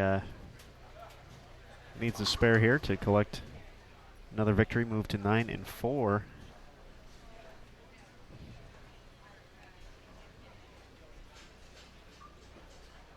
Looks like we'll have a new player in second place, however. Kelly Kulik continuing her ascent towards the top of the leaderboard. So I rolled 243 in a victory, so she will certainly pass Danielle McEwen, make up a few pins on Stephanie Johnson. Stephanie, though, still going to have a fairly comfortable lead for the top spot.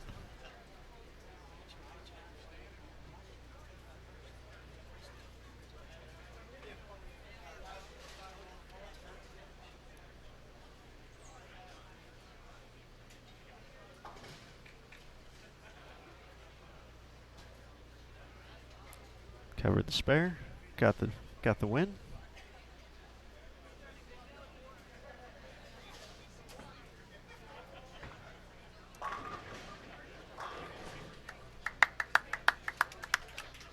And the 213-203 victory over Sandra Kongora.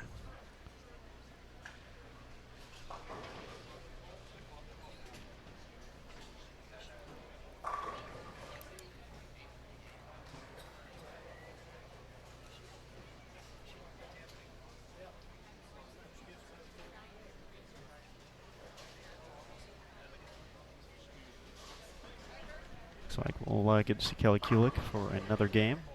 Moving over to 25 and 26.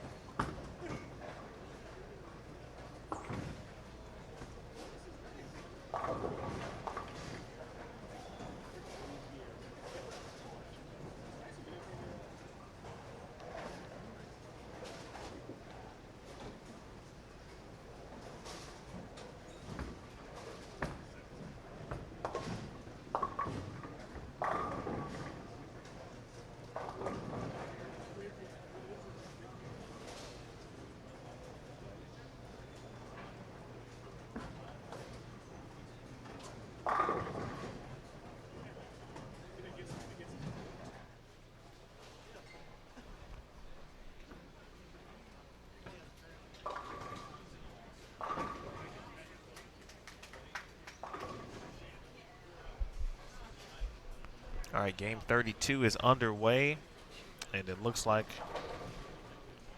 we have our 31 game update. Stephanie Johnson continues to be in the lead at plus 891. Kelly Kulik second at plus 749. So Kelly, who, let's see, she started match play, this round in fourth.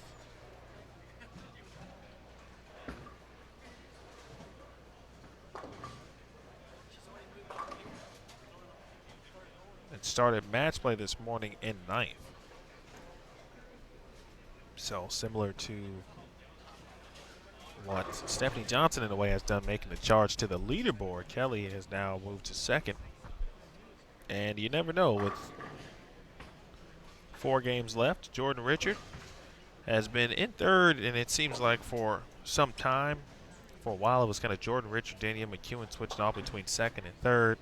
That happened during qualifying as well. D-Mac, after that 165 game, in fact, she has gone 157, 165 her last 2 games. She is now 4th at plus 642. Lindsay Boomershine hanging tough in 5th place at plus 563. Maria Jose Rodriguez is 6th at plus 486, 77 pins back. Beardigan Poplar 7th at plus 481, 82 pins back. Missy Parkin is 8th at plus 465. She is 98 pins back. Jody Golick is 9th, plus 427, 136 pins back. And Sandra Gongora 10th at plus 417, 146 pins back.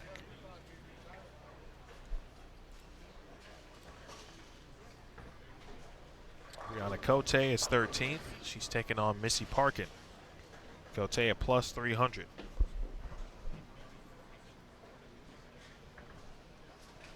Started with a double. And it's trips of 4. Or the old triple.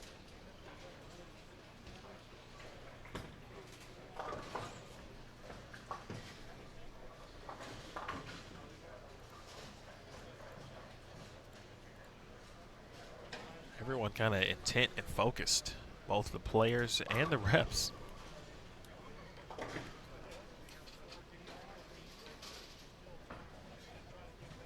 Watching intently. Almost a rep at every pair, every 4 lanes. You see Kulik breaking down. She works her way into a strike.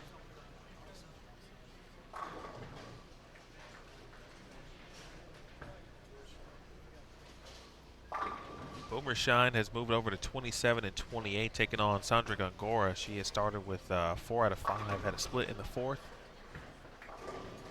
Here's Deandra Asbeatty.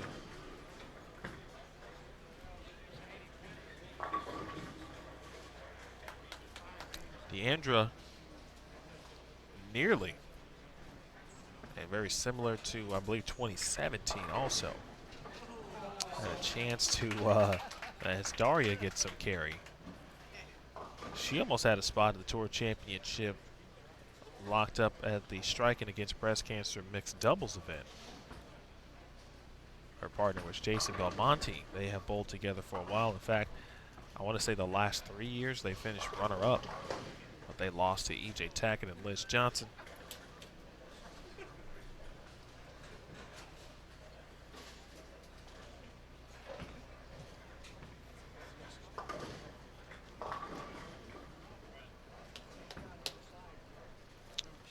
Shot there for Steph J and motion jip. Don't worry about it. It's a bad shot. Let's move on. Make the spare. High up with a double.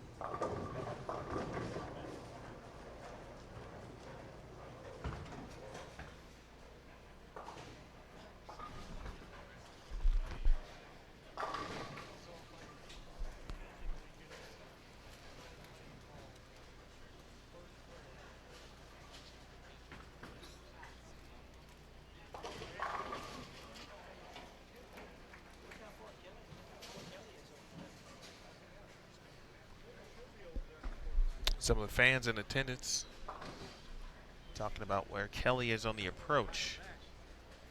The fifth arrow, good shot.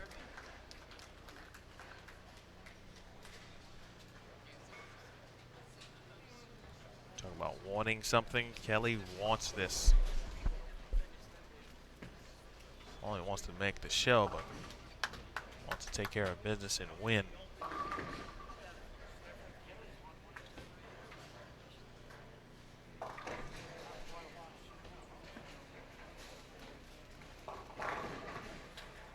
And trouble for Cote, something that did look like it started a little early. Now on to Asbeatty.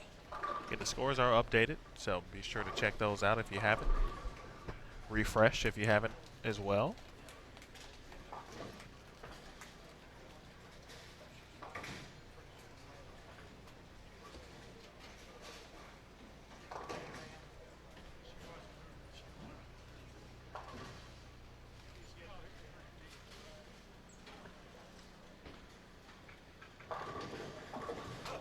Four 9 goals for Daria to the right there on your screen.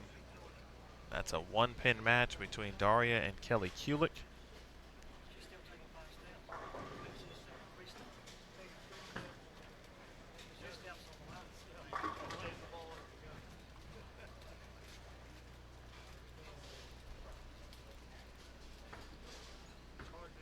Missy Parkin.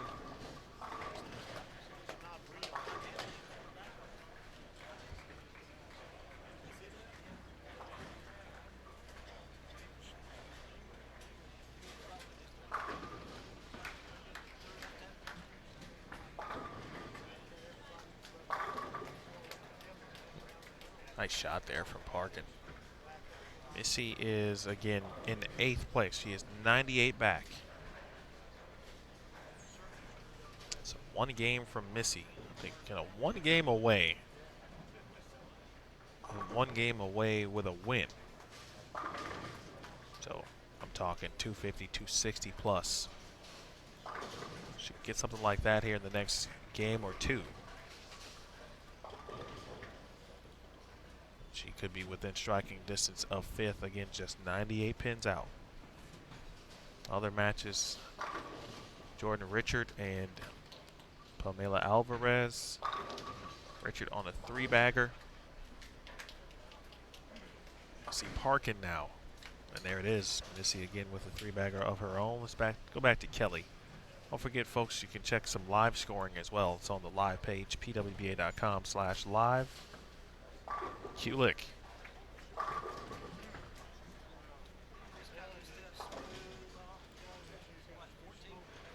Some of this conversation that's going on behind me is really what's up. It's nothing like being in a bowling center where you have a good mix, but you get a chance to talk to or meet some individuals who have some experience in bowling, have been around the game for a long time, just to hear them discuss and talk about some of this generation's bowlers, for example, and some of the things that they can do.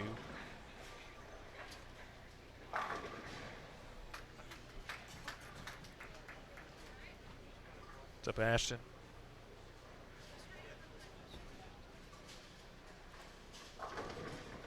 .310 attempt. That was textbook.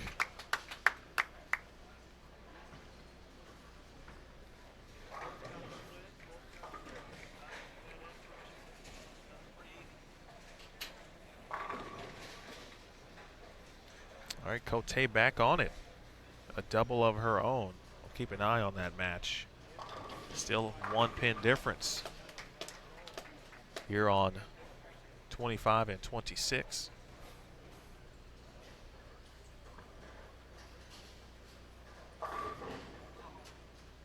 And a 4-pin for Daria in the 9th frame. That may be all what Kelly needs to come away with a victory here.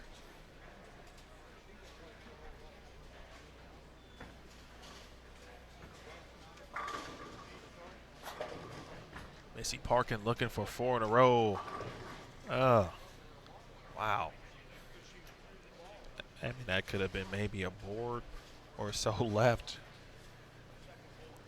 And a 4-9 for Missy.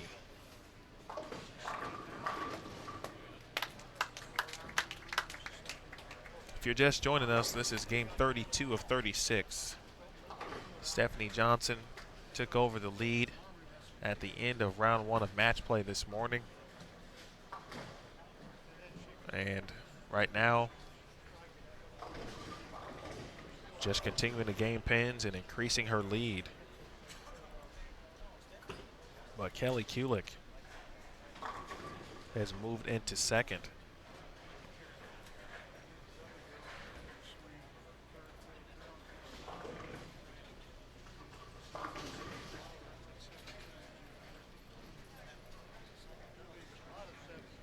There is Kelly nestled up against the ball return.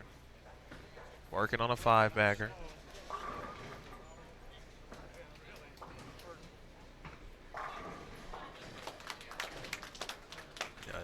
Boy, oh boy.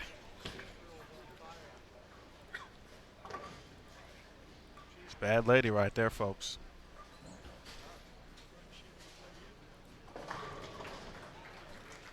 Not sure you want to face Kelly Kulik right now.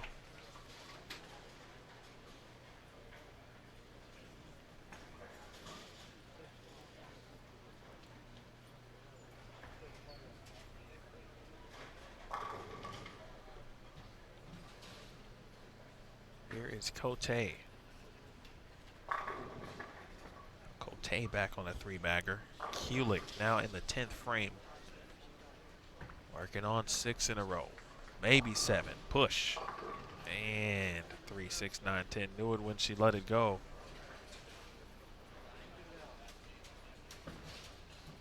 And for Kelly, again, with games left, mentioned earlier what Steph was doing and kind of coming out with that early knockout punch to the rest of the field to, in a sense, hey, come out, I'm going to get out in front and catch me if you can for this top seed.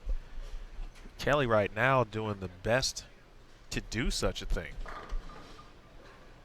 I tell you, a double in the 10th right there. 2 strikes in the 10th would have added some things to that. You know, that would have been 80 pins. And an open frame. We talked about 3, 6, 9, 10s earlier. So many ways to miss them. And now, with that open frame, Daria can swoop in here and take 30 pins and grab the win.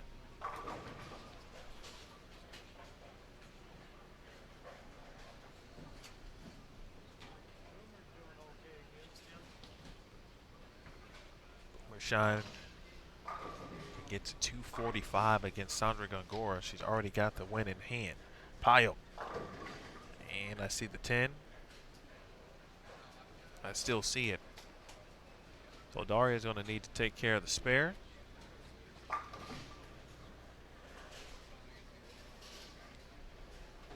And get 8 on the fill for a victory. To your left there was Stephanie Johnson's bowling ball as she leaves the 6 pin. As Beatty, who is she? That's who she's facing. She can shoot 211. Uh-oh.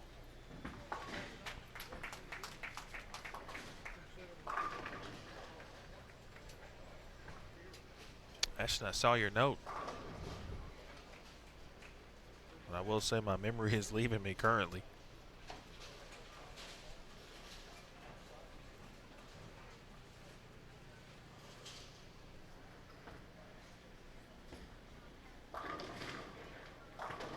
All right, 8 on the fill. Daria will have a victory. 7 a tie, 6 to lose.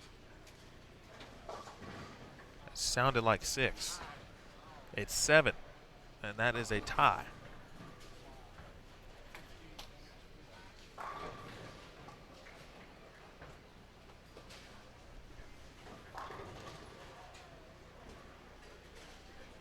So I talked about ties earlier. It's rare that you go through a couple rounds of match play, for example, without one tie, and we finally have one. 223, 223. So Kelly will get a few extra pins.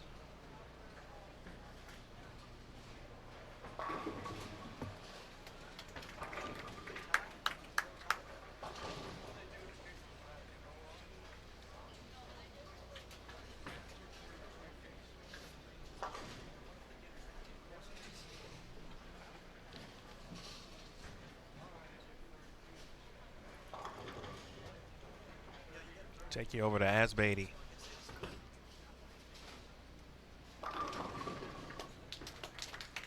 And D leaves at 3-6, 10, 245 for Boomershine. And that's going to be a victory for her.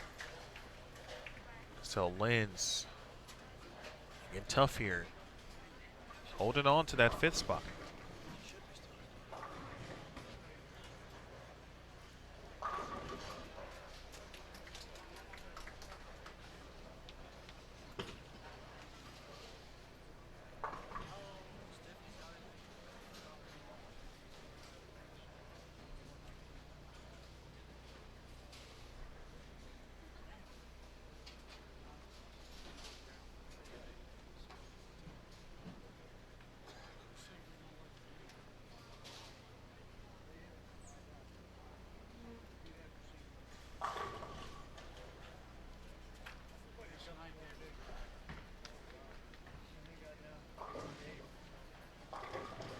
Park and Cote. Missy can get to 204. Cote will just need a few pins in the 10th for a victory.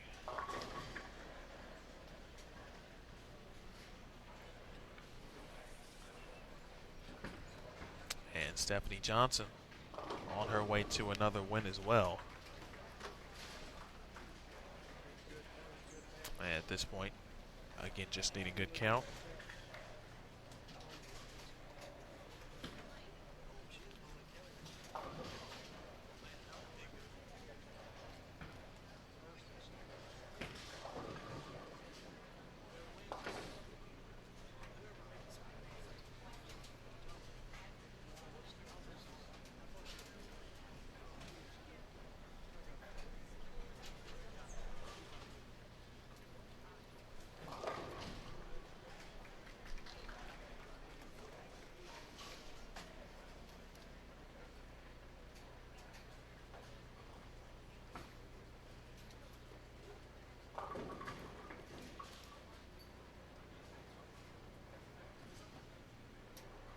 How about that? Okay. Curtis is a good dude. Always enjoy my time at the center there.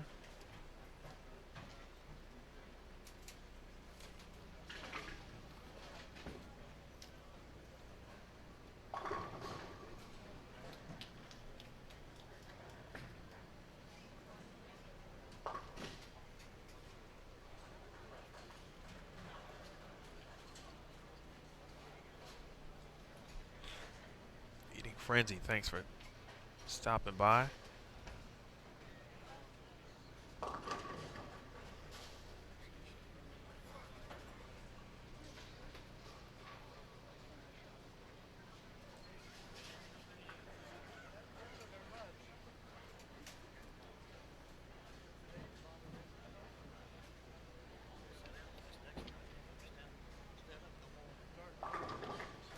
We're getting down to it, folks.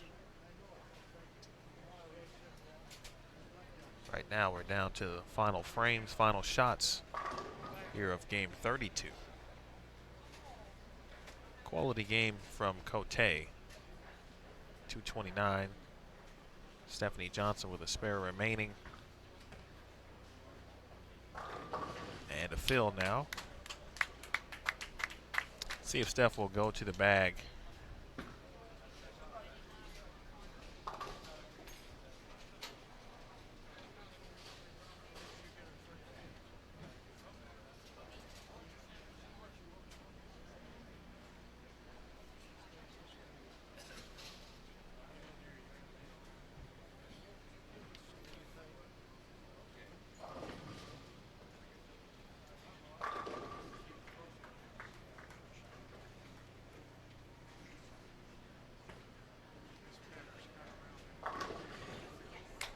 don't think she went to the bag, but she did make a move left. So 204 officially for Stephanie Johnson.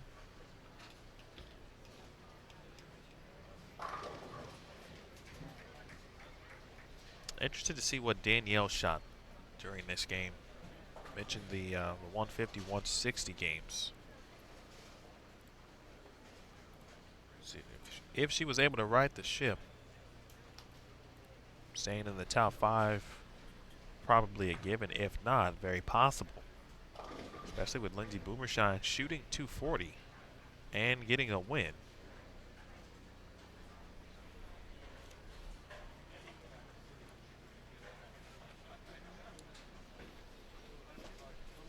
Could have some minimal movement.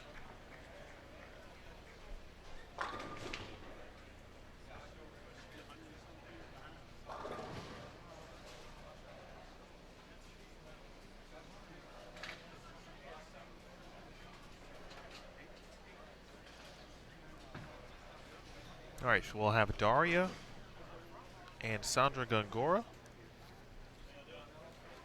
if I'm not mistaken. Oh, wait. Oh, that's right. Daria, Sandra Gongora, Cassandra Luthold, and Rocio Restrepo, Lindsey Boomershine, as well as Deandra Asbeatty on our featured pairs.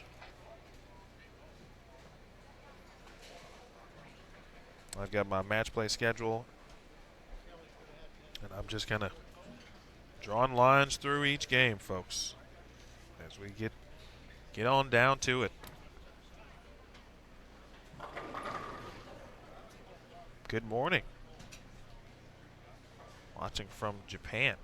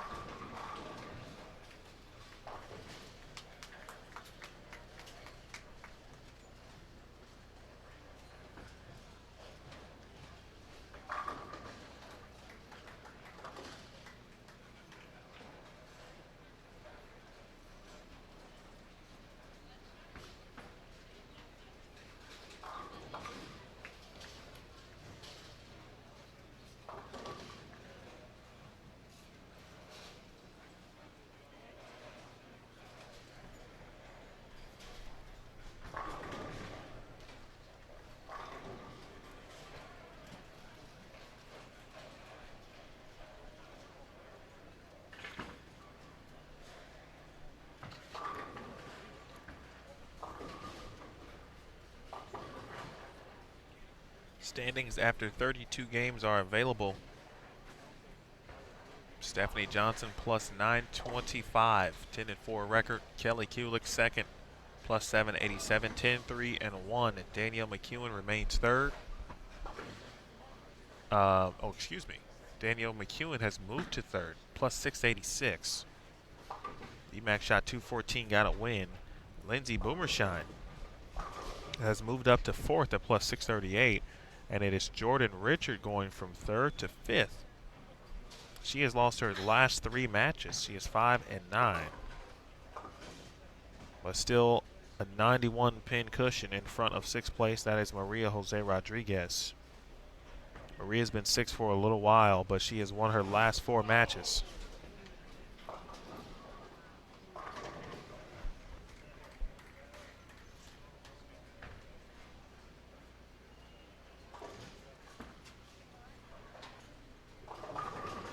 Bjergett is 7th at plus 480, 152 pins back.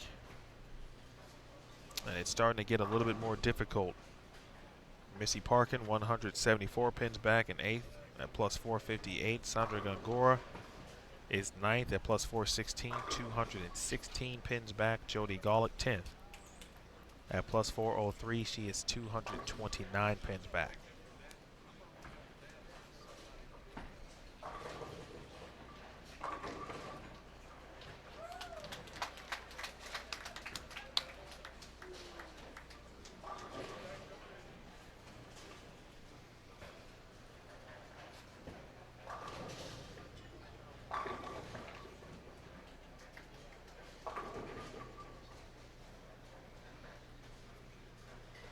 Lindsay has now made a move left on this lane.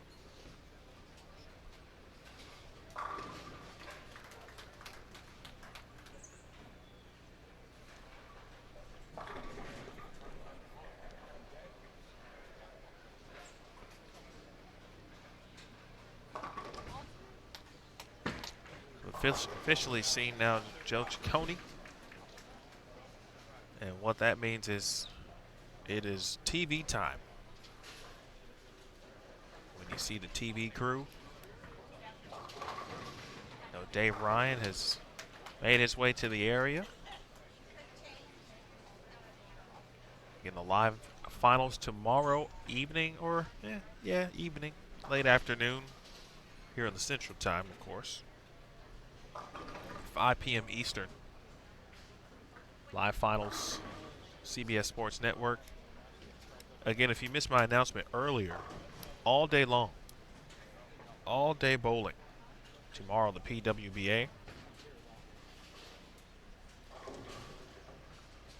So if you missed any shows from August,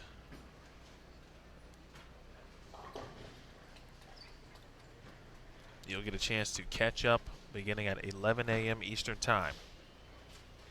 We'll go from St. Pete, then to Twin Cities, then to Columbus.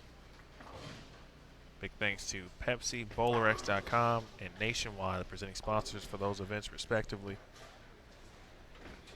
And that will lead you into the live finals of the Players Championship presented by QubicaAMF on CBS Sports Network.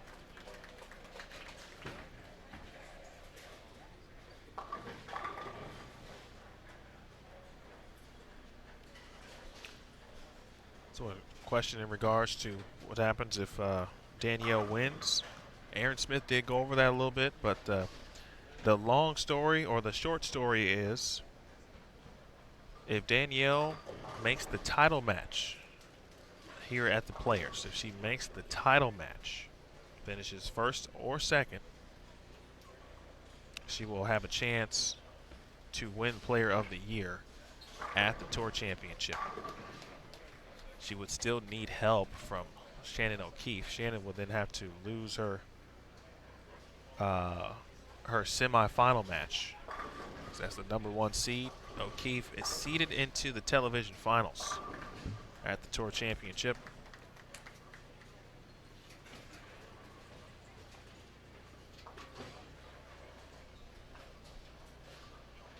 So, again, if Danielle McEwen wins or finishes second, the title match here this week, she will go into the Tour Championship with a chance to win Player of the Year.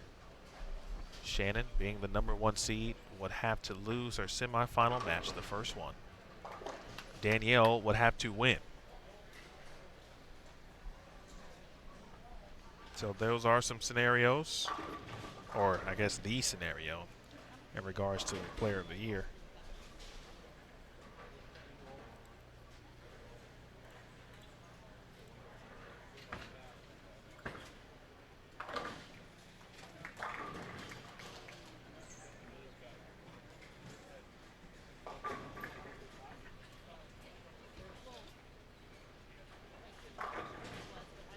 Well, that's a nice thought there, Jonas. 45.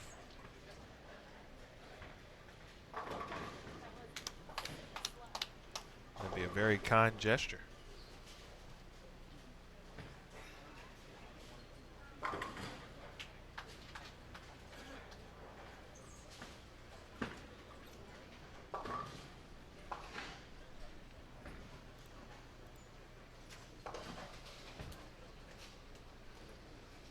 All right, Boomershine has started spare four-bagger.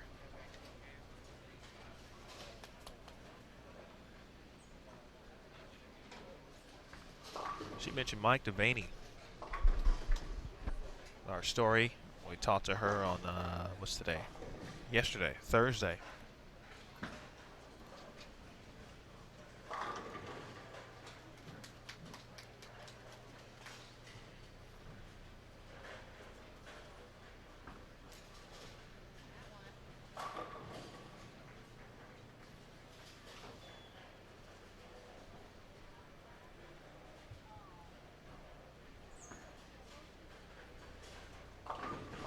She said Mike, speaking of Lindsay, she said Mike helped her look at things differently this week. Instead of focusing on the results, she's just living in the moment. It's Mike, part of the Storm staff, with this week Chris Schlimmer, Dorin-Ballard Jr., Steve Jacobs, Storm and Global.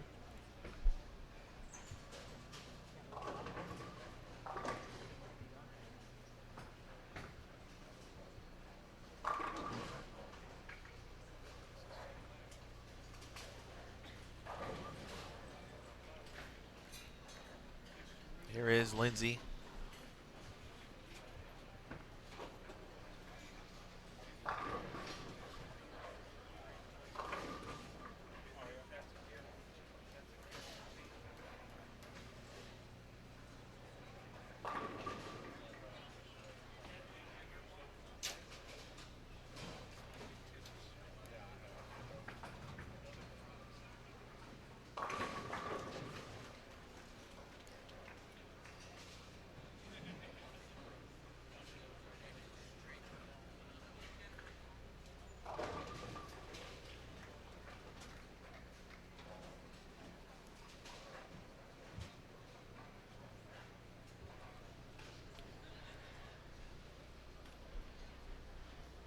Pace a little bit, just a touch, has kind of slowed here. They kind of hit that momentary, it's almost like writer's block. Well, you stayed up late, you're working on a paper. Maybe you write an essay, a novel, maybe a book. You get to that point where you just got to step aside.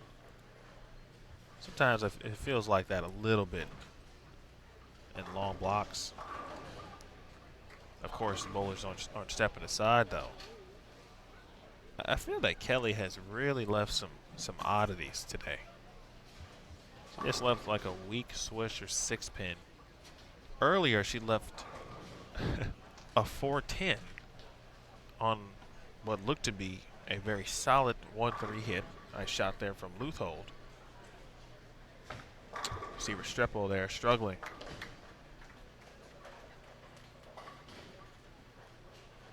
Rowe hasn't, well, she made match play, so that's first and foremost, but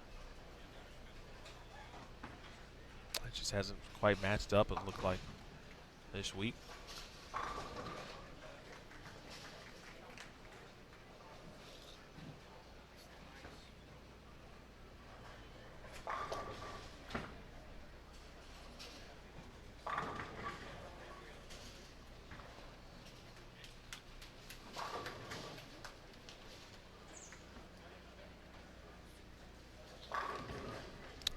couple of local fans stopping by and checking out what's happening, how she's doing. Sitting in the front row of the bleachers.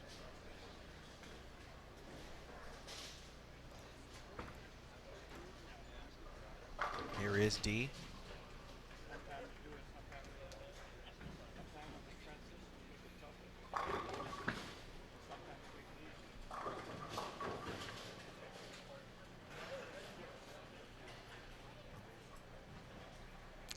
Someone asked about how many shows Danielle has made. Well, you have to keep in mind that the first part of the season, all of the finals were live streamed. So you would have to include those if you use the word shows. I know we typically associate that word with TV in this business.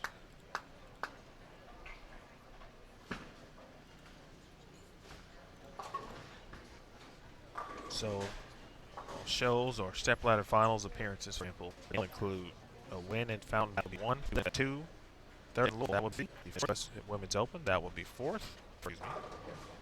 And she's made 4 shows, 4 stepladers this year, 1 standard event title.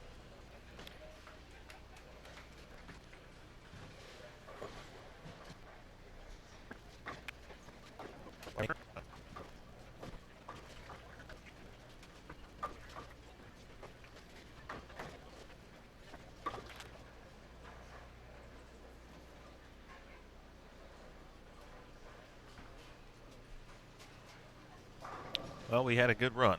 It was going well. As you see some dead wood clearing there going on. My guy's across every camera angle. There he is. There he is. Oh, he just missed him out of that camera.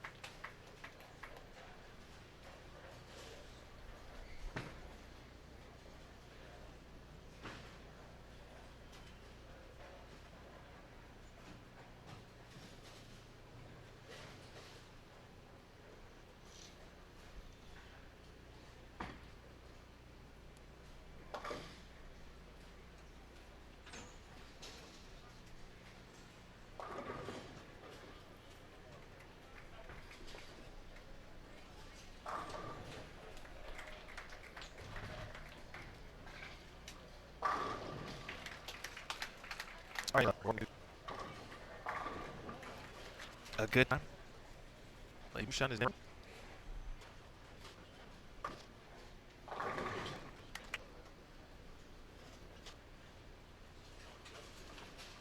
So Lindsay can get it to 69.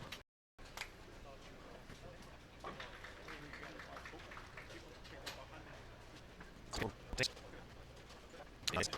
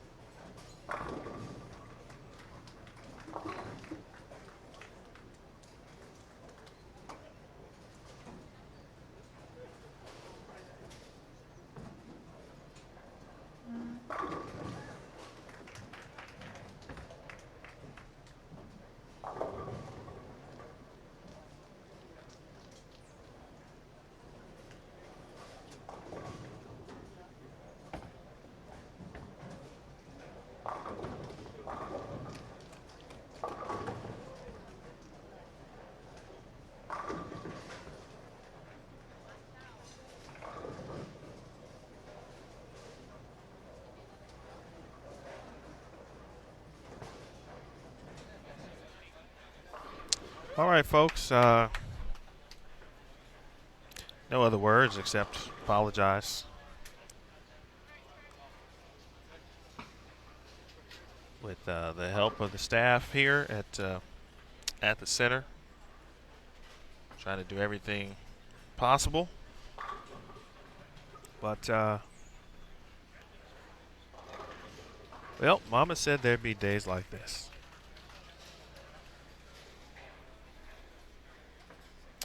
It is game 35 for those of you who can't see what's happening.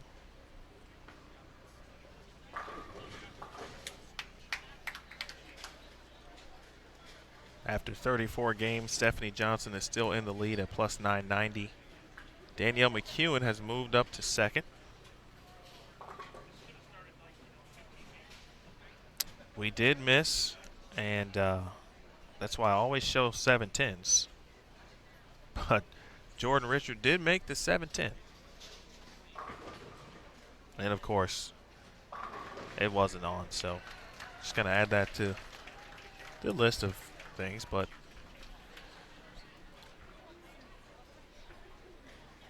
it is what it is. I take it personally. I really do, because I'm very invested in what we do here, so if it doesn't work properly, that's just how I am. But it might be okay. Maybe we're good for the next 2 games. That was the worst it's been, actually.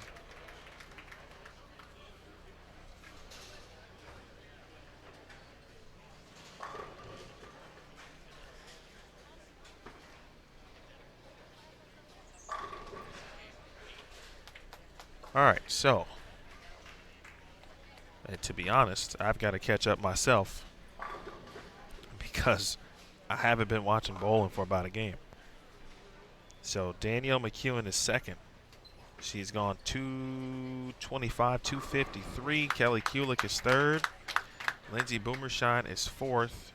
Jordan Richard is now fifth, with Maria Jose Rodriguez still in sixth place. 62 pins out.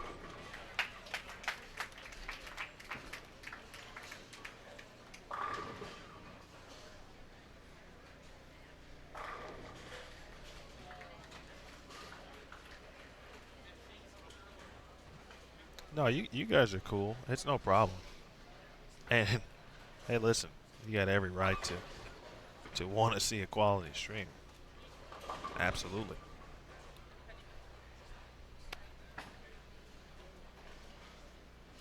Everybody just keep their fingers crossed that we can get through arguably the most important game without issue.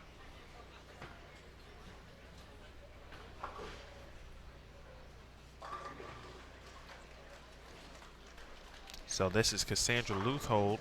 Let's see where Cassandra is in the standings right now. She's 11th, 320 back.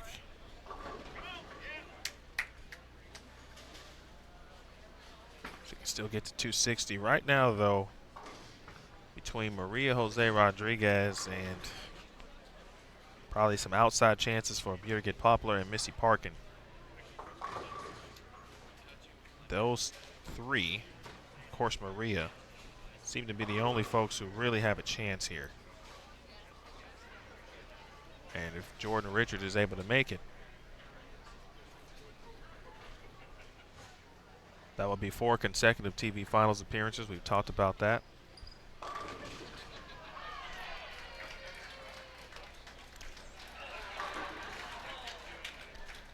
Kelly is wooing the crowd down on the low end.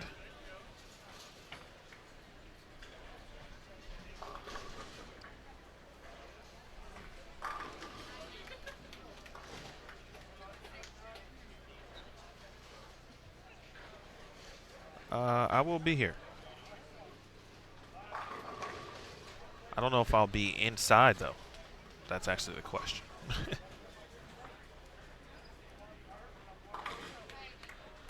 Well, we might be able to fix the sound.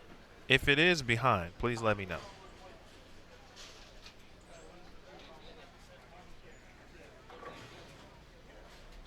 The sound is actually the easiest fix.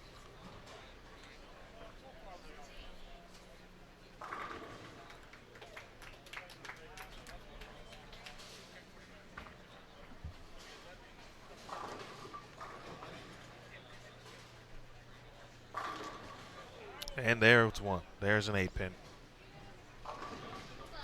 That was just really just summed it all up for me. Seeing that 8-pin. Nice job though from Luthold. Kelly Kulik has got the crowd on her side here in Plano, Texas.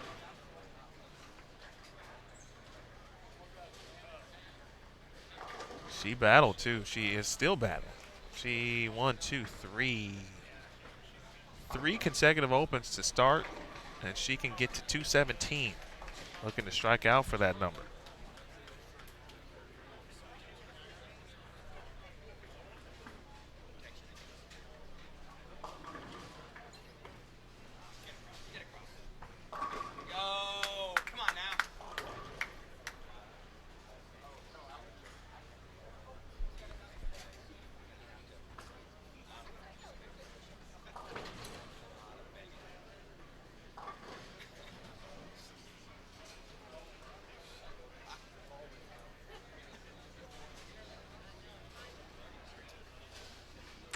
Well, if Maria can get to 230,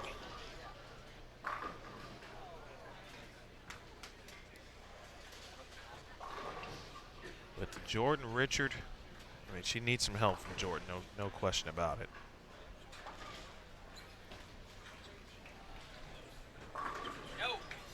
It's a big shot there.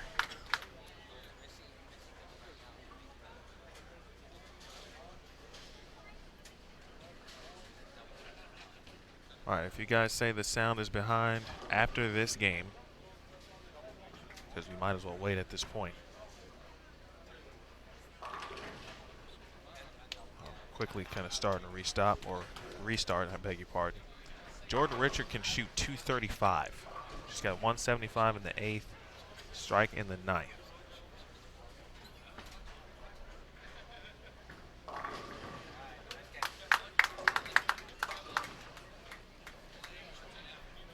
All right, 230. Despite the losing effort.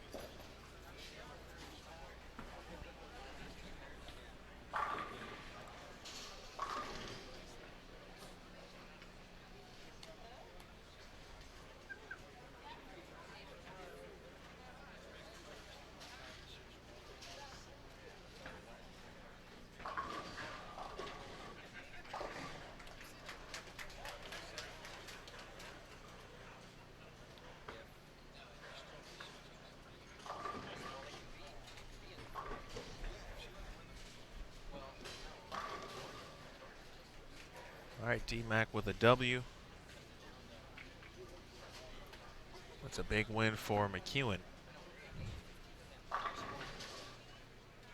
Although she leaves a 10-pin here again, Danielle, plus 809. She's not going to catch Stephanie Johnson. Kathy Wadka going down. In fact, Steph just shot 246. Said all but formalities in regards to the #1 seed.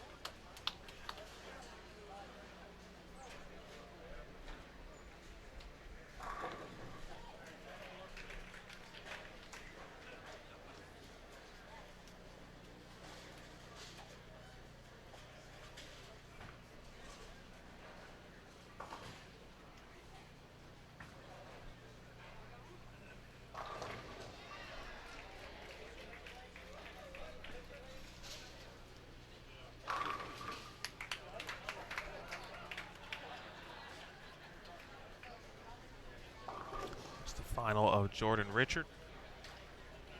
Kelly. First shot in the 10th is good. She's on 5 in a row. 217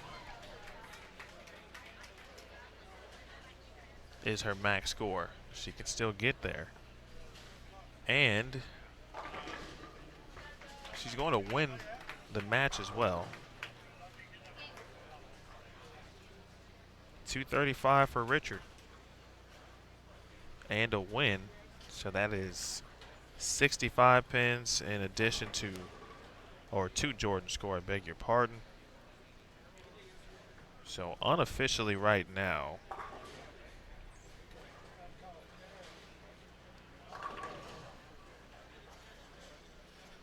Jordan is at plus 756.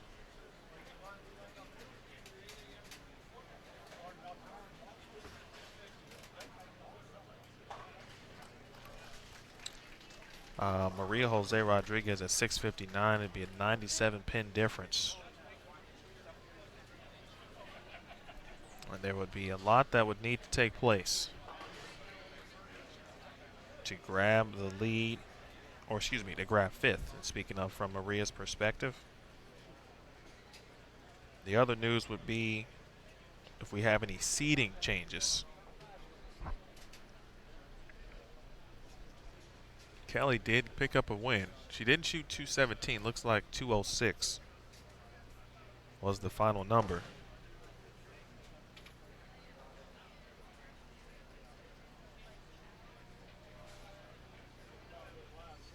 Plus 835 for Kulik.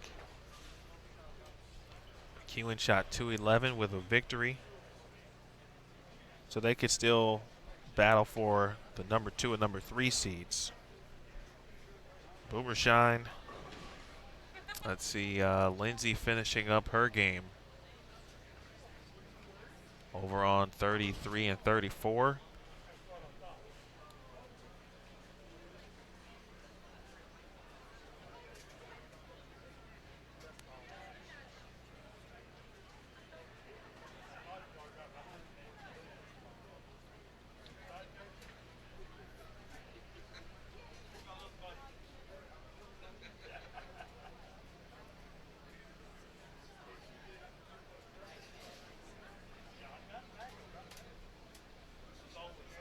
Let's see what Boomer Shine.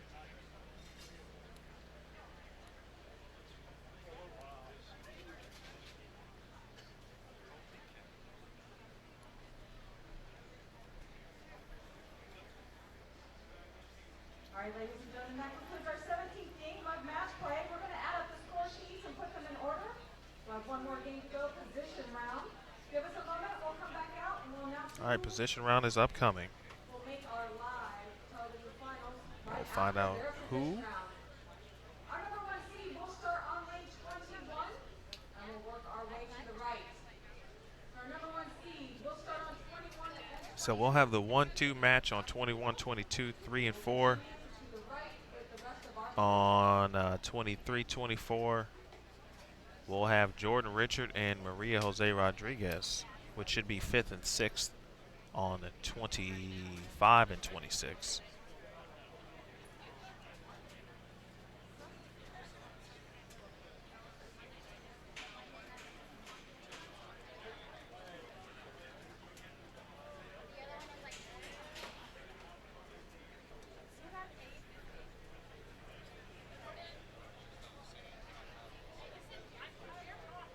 All right, again, the announcement is forthcoming. Thank you again for hanging out. Your patience are certainly appreciated.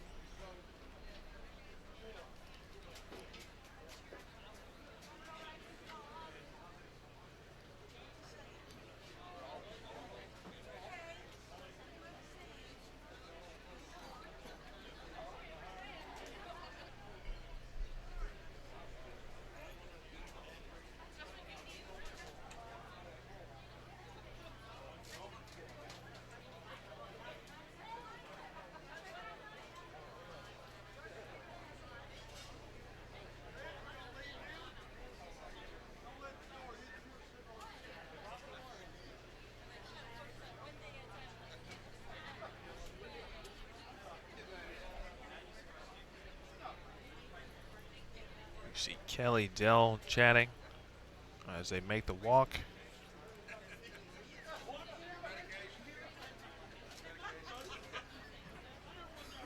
Some interesting things I'm seeing here. Lindsey Boomershine has put her equipment here on 25 and 26. That is the designated 5th and 6th match.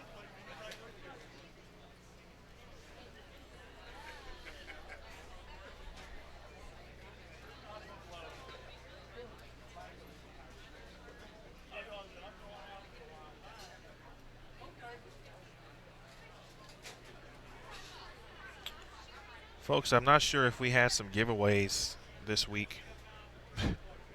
We've been doing a Bowl TV giveaway. I feel like with today's situation, it wouldn't even be right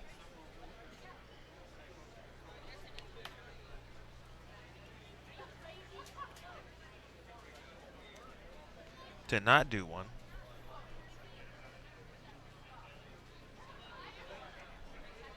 So, having said that, if you are listening, on Twitter, our Twitter giveaways, follow at PWBA Tour. If we don't have things to give away, I'll find something to give away. At PWBA Tour, please sure to make sure you're following us there on Twitter. Simply tell us who you think will win this tournament. Who do you think will win the QubicaAMF PWBA Players Championship and why? And if we don't have stuff for you to give away, I'll find something for you to give away.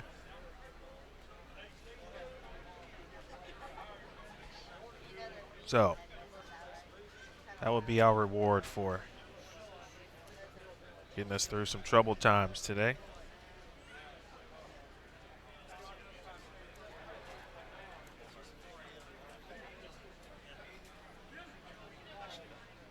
Oh, Brian.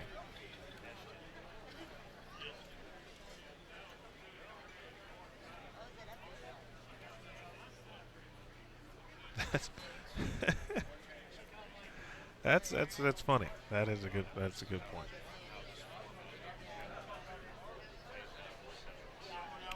Well, I would say you just got to look at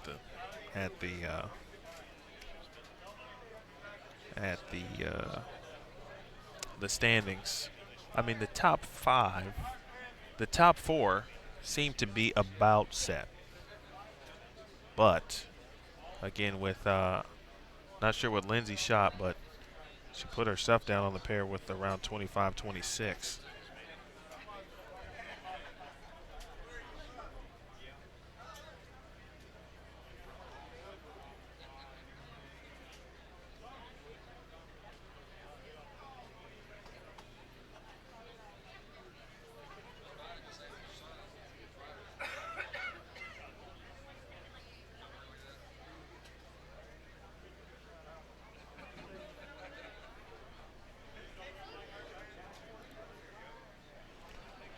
Well, we could try.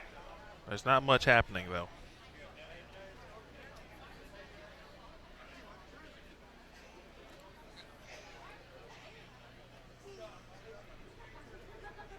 Folks, please stay safe out there.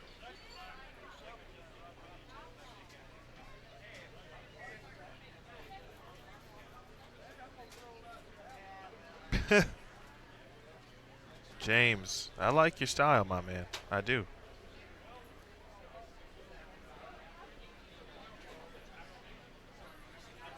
If I had that type of power, though, so I guess I should rephrase it slightly. I don't think I have that kind of pull. Well, if I did, I would give every viewer some nice piece of equipment. So, got some folks coming back to us. Folks, we just need about 15 minutes. It's really what we need.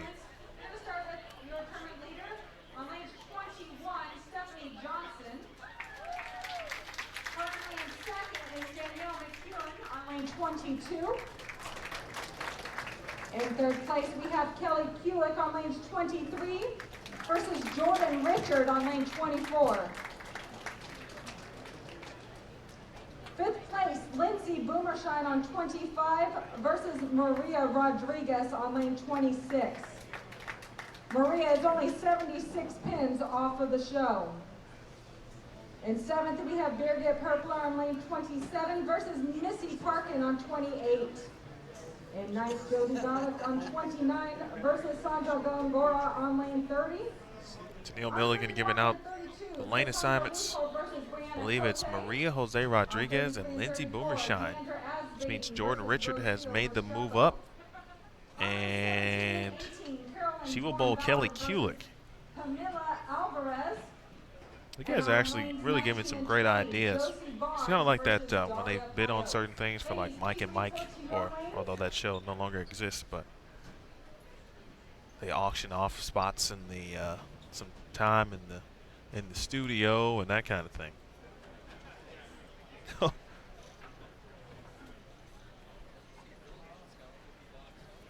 Oh, you guys don't need to give me anything.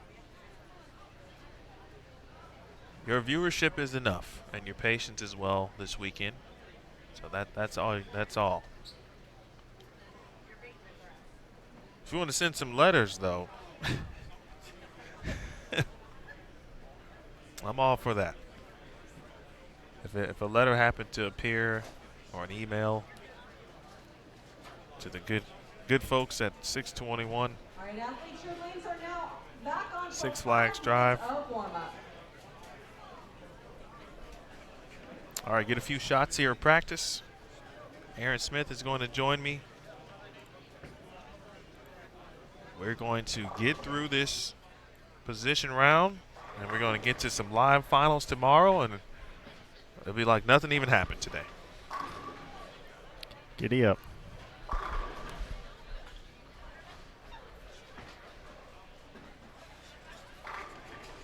All right, Smith. Aaron is our resident statistician. Aaron? Yes, sir. I was having a conversation with Dave Ryan, right? I know that guy. You do. And, you know, obviously he does a ton of sports for CBS Sports Network. Mm-hmm. He's been doing football for a very long time. We were talking about statisticians and how Gotcha. he's had the same statistician for over 20 years. Oh, my. So, if I ever make it to that level, I'm going to open inquiry. Actually, there's two people, you and there's one other person, if you'd like to be the statistician. Just throwing it out there. Fantastic. Always excited for new opportunities, so apparently. So, but no, I appreciate that. It's I'm feeling emotion. it's very soothing. I like numbers, even though I'm bad at math. I like bowling numbers. How about that? And as you could hear Tennille say over the announcement, 76 pins separating Lindsay Boomershine from Maria Jose Rodriguez. Birgit 170 pins out of the cut, so she would need a big game and a whole lot of help. Missy Parkin 178 back. Same situation.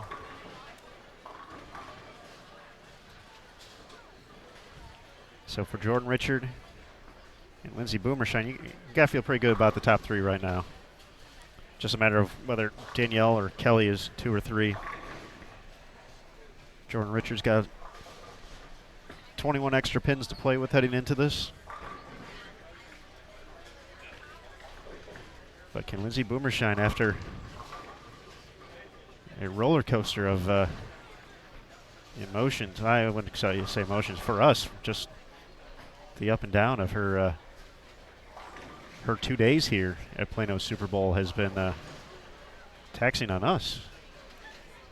So Lindsay, you definitely don't want to see people have such a great round and then lose it. And so now she's back in that position. Fought her way back, had some big games in the middle of this block. But Maria has been in the mix all week as well. She's been fighting for that 5th spot all day.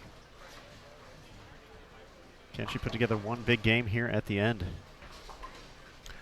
It has been. We talked about it. Literally in 2 days, just the ups and downs of of what they experience out here on tour, specifically Lindsay being the leader yesterday and really dominating. She dominated yesterday. That was, yes. Dominated. 100%. Plain and simple. And not quite the case today, but all you can ask for is still to have a chance.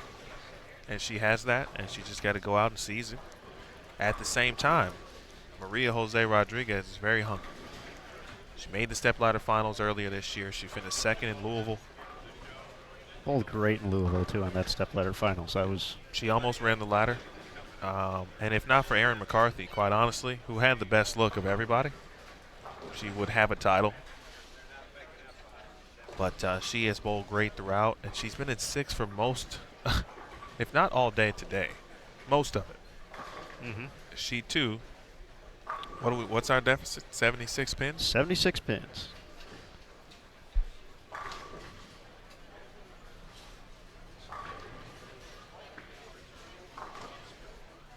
Come on back, folks. We can get through it. We can do this. Send out one more tweet. We can do it. We can get through it. We got this. So you guys share it. Let's party. I've got a backup plan if something were to go wrong here. I'm going to be ready to go. My man.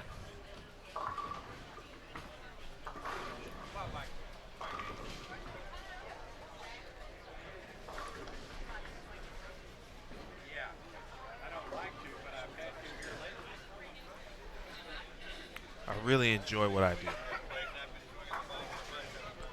I enjoy partaking in you enjoying what you do. You got to get through all the troubles, challenges. What we went through earlier was basically our 36 games. Fair point. Fair assumption. A little hiccups here in regards to our connection. That was 36 games right there. Of match play. Currently between our second and third place. So much at stake here. Steak sounds delicious after we're all done here, by the way. Steph's going to be the top seed. That's going to happen. So for the second consecutive major, going to be in the title match. She's made the show at all 3 majors. Only shows she's made have been in majors. Looking for that first win and first major. First win of the season, I should say. DMAC, I mean, Player of the Year implications. Kelly Kulik still looking to solidify that spot in the Tour Championship. Making the show would almost do that. Jordan Richard, 4 consecutive shows. Rookie of the Year. Looking for his second W. To change your mind about best rookie season since the relaunch. And then Lindsey Boomershine, not only the ups and downs of today, but looking for that first career title, first major. Made the show at the Players Championship last year. She got one more game in her. Great start. Ooh. Statement. Nice shot there from Boomershine. To start again, Boomershine and Rodriguez. Kulik and Richard. Johnson, McEwen. That's your, I should say, from left to right. Johnson, McEwen, Kulik, Richard, Boomer. First time I've called her Boomer today. Boomershine and Rodriguez. That's your 1-2, your 3-4, and your 5-6. Said we'll keep an eye on 27-28, but long shot and a lot of things have to go their way to get there. Indeed. Good shot there from Maria. Here is Jordan Richard. And Aaron, I'm going to disappoint you by what I'm going to say. But Jordan Richard converted at 7-10. Oh. But guess what? Was it while we were buffering? Correct. Oh, no. Is that what the big commotion was last game? Yeah. How about that? Well, that is disappointing to hear, but cool nonetheless. Absolutely. For the good folks here in attendance at Plano Super Bowl. And I still didn't actually see it personally. I had my head down figuring things out, and all of a sudden, you know, you look up when the roar happens. I'm like, oh, come on. Rodriguez for the early double. Uh-oh, in trouble. So not only does MJR have to get the win, it has to be by a fairly substantial margin. So 30 bonus pins, so 46 pins.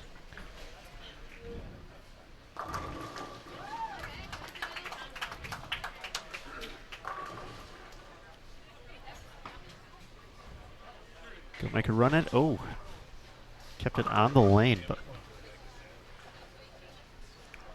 You know, that was a situation where she kind of had to go for it. Oh, 100%. Kelly lining up behind the ball return, or in front of the ball return. I don't know why I always say behind.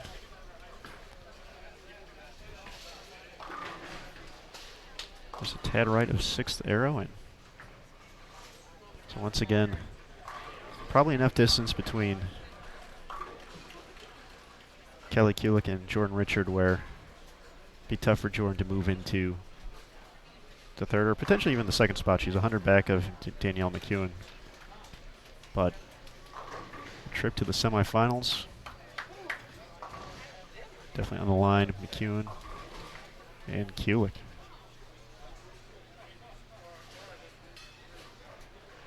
It's been a very grueling event. And these players have put together such great blocks. They've put their bodies and minds to the test. For many, there were some additional items on the table with tour championship implications. That's weighing on them as well.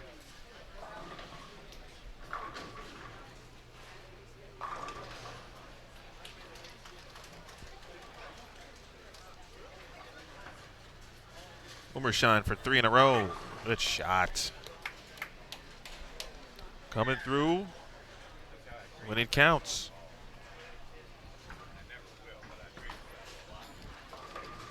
How quickly a long day of ups and downs can quickly get erased. Just one more good game. Are you familiar with the song, Here Comes the Boom, Here Comes the Boom? I've probably heard it, yes. Okay.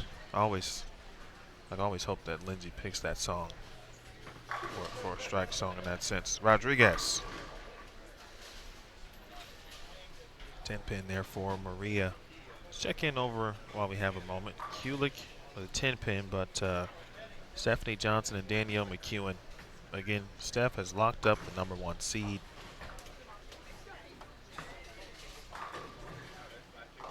McEwen and Kelly Kulik just separated by 15 pins. Oh. Yeah, of course it fell, Steph. Come on. So Danielle and Kelly could swap potentially. Aaron mentioned Jordan Richard and the potential there. Would need a big game. About 80 pins back of Kelly. So that would have to be a win in by about 50.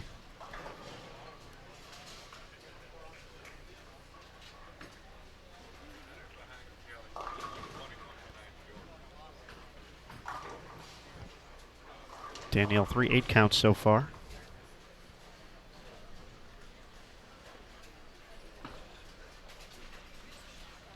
Rodriguez, nice shot in the 4th.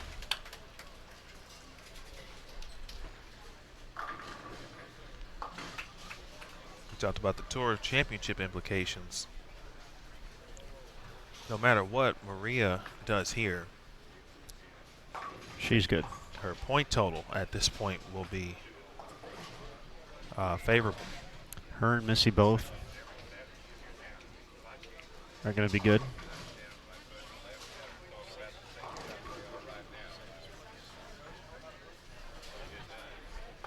Big question mark will be, well, essentially if you make the show, you get 12,000 points. Boomershine for 4 in a row. Uh-oh. First sign of trouble. 2-8-10 for Lindsay. Meanwhile, Jordan Richard, 10 back there. That's 1 in the 4th. Here's Danielle McEwen. Coming up on 8 o'clock Central Time in Plano Super Bowl. Case of the 8s.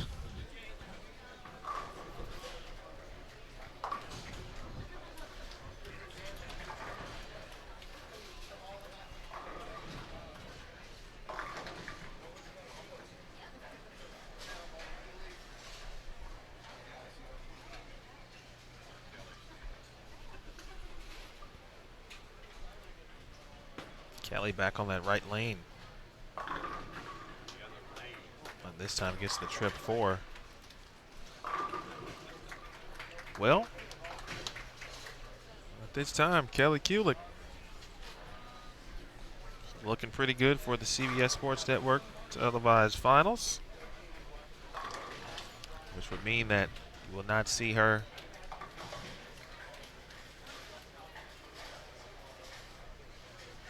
in the booth. I've heard rumors of our duo joining Dave Ryan this week. Sounds like our lead analyst will be Shannon O'Keefe. And it sounds like we'll be seeing our broadcasting debut of Clara Guerrero. From early reports from Jason Thomas. But here's some unofficial Tour Championship math, since we're talking about if Lindsay holds on.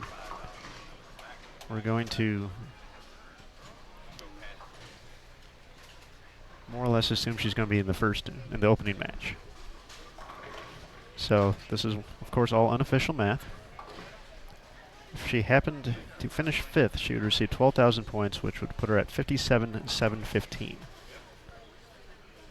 which would not get her past Shannon Pluhowski for presumably what will be the final spot. And this is Kelly? This is Lindsay. Lindsay, okay. If Kelly holds on. Actually, if Kelly makes the show, she's in unofficial math. She would pass Pluhowski at that point.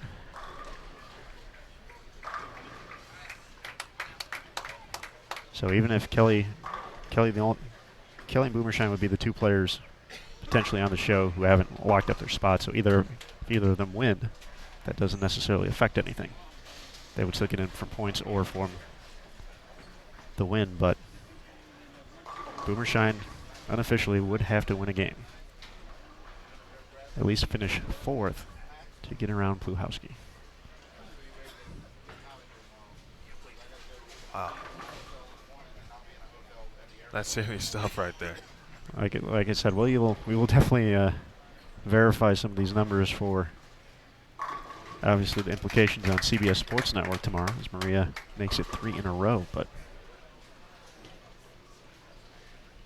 of course, get the official okay from our Director of Operations, Tennille Milligan. Make sure she's happy with the points before we're happy. Kewen still not in trouble, just continuing to fill frames here. Here's Boomershine.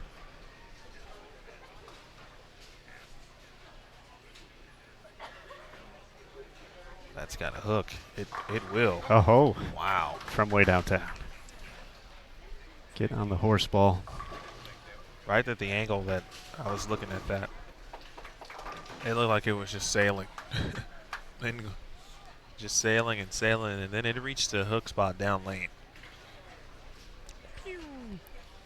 What was that sound again? Pew. Fantastic. These are the things. Taking a look over at 27 and 28 as Stephanie goes up.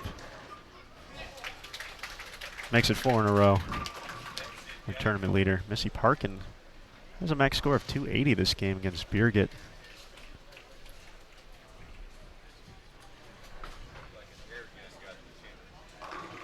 She gets another one. Just gonna say probably still 310 pins this game and down 170. Still gonna say it's not gonna be enough. Push. Boomershine out of trouble though with this single pin.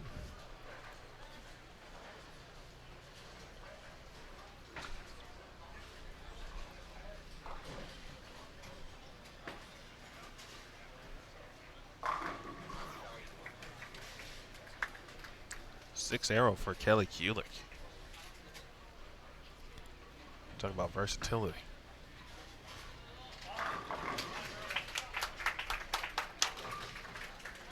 Boy, Missy out here getting it done.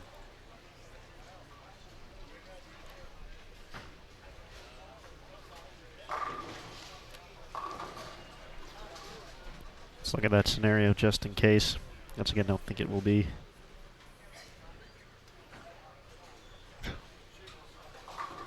She can get to 667 over, so at this point.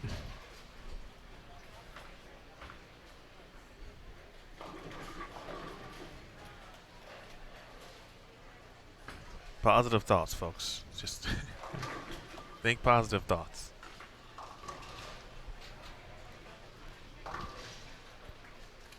So I feel at this point Maria is in can't miss mode. Great shot. It's going to drop her max down to 235, so she would need them all. And Lindsay currently on a 2-0 pace.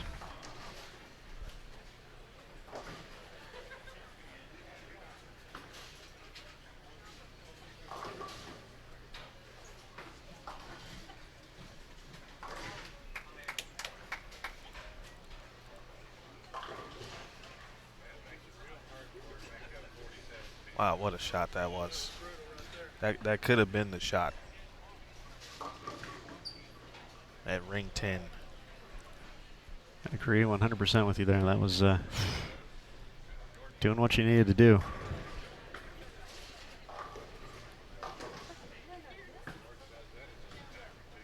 Max score 235.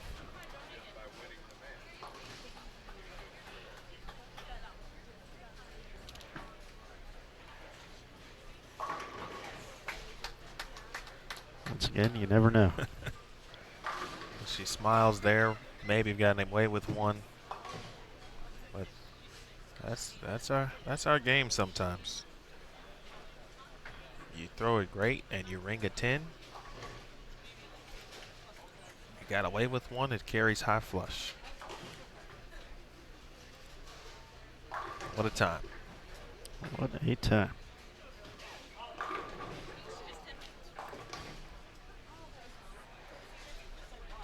Jordan Richards' max score only 204 currently. Kelly Kulik, same max score if I'm not mistaken. Uh-oh, uh-oh, uh-oh. Business it's gotten a little more interesting. If Maria strikes out, she gets a 235, she would win this match. So, with bonus pins included, that would get her to 724 over. Okay. Lindsay started the match at 735 over, so if she gets to 190, she shuts out regardless. Was on a 2-0 pace.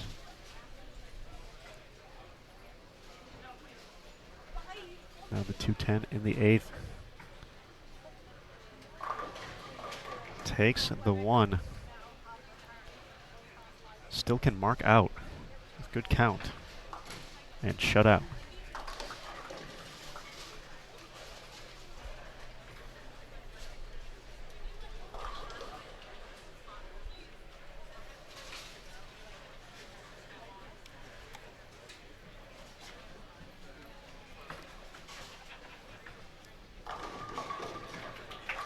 Missy Parkin's going to Be at least in the 240s this game, but will not be enough to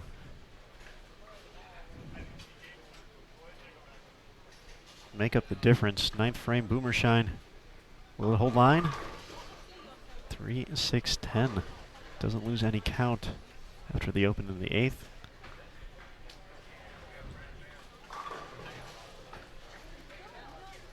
Nearly 36 games in the books. You gotta find it.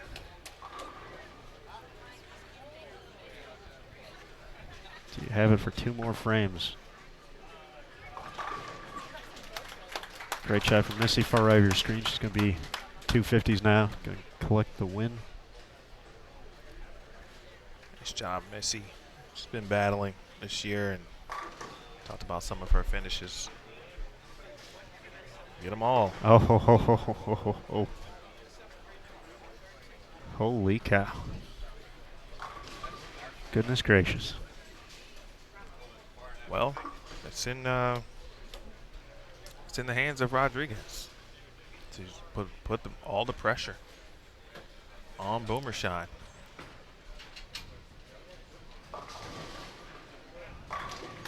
Pretty much 259 finish from Missy. Great round of applause.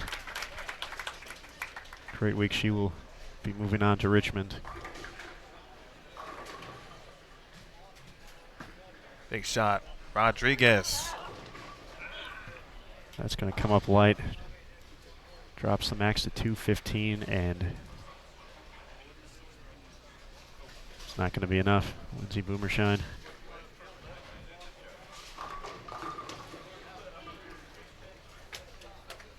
After 18 games of cruising. 18 games today of gravel road. We're back on Easy Street and back on CBS Sports Network at the QubicaAMF PWBA Players Championship.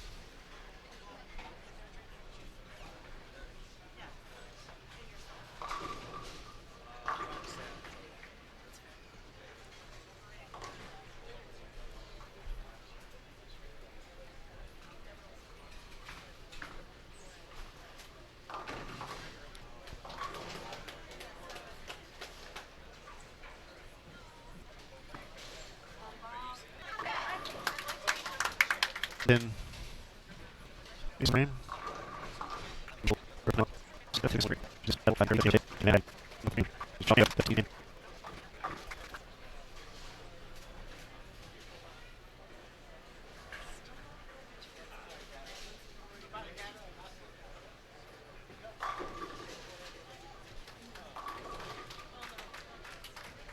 of course this was the match for TV we're keeping a very, very close eye on. 213, gonna get the win. 43 plus 659, 702 over.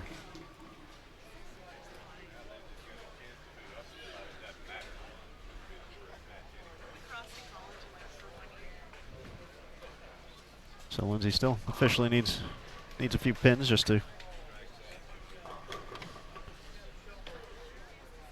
play it safe.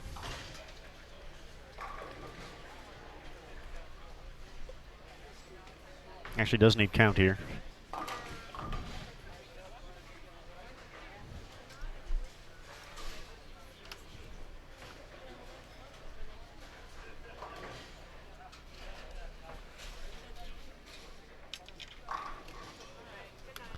That's going to do it. 180 will be enough.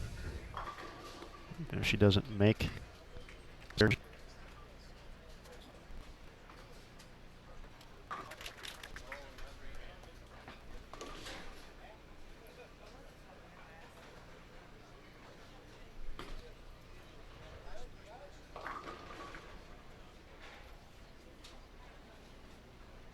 McCune in the books at 838.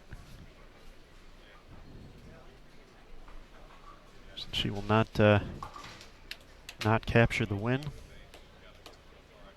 Chance for a tie between Richard and Kelly Kulik, but Kulik's giving pins back, so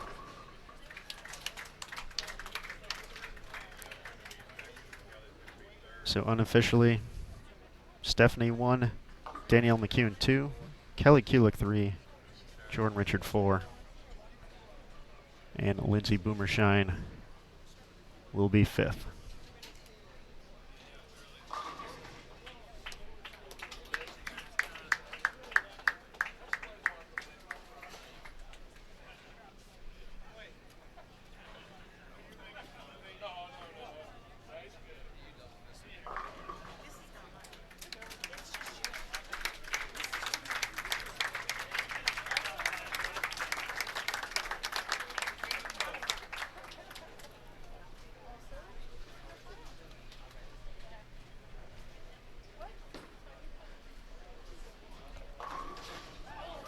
Kelly will force the tie, but essentially that will not affect it.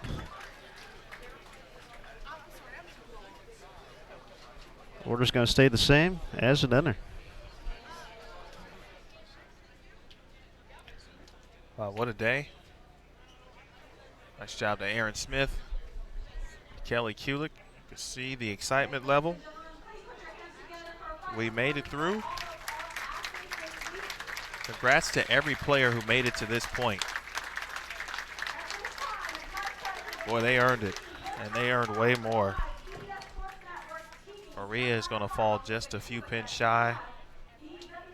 But Lindsay Boomershine, after leading the way and qualifying, she returns to the Players Championship TV show.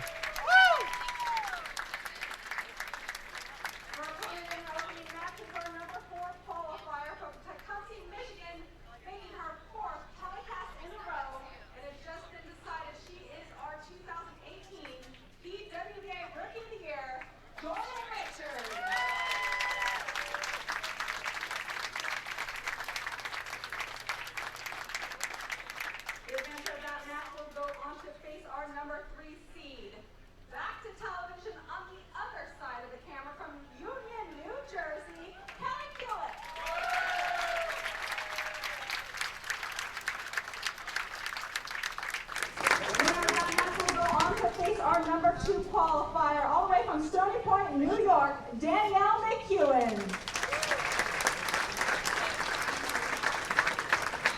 The victor of that match will then face our tournament leader, your hometown favorite girl from McKinney, Texas, Stephanie Johnson.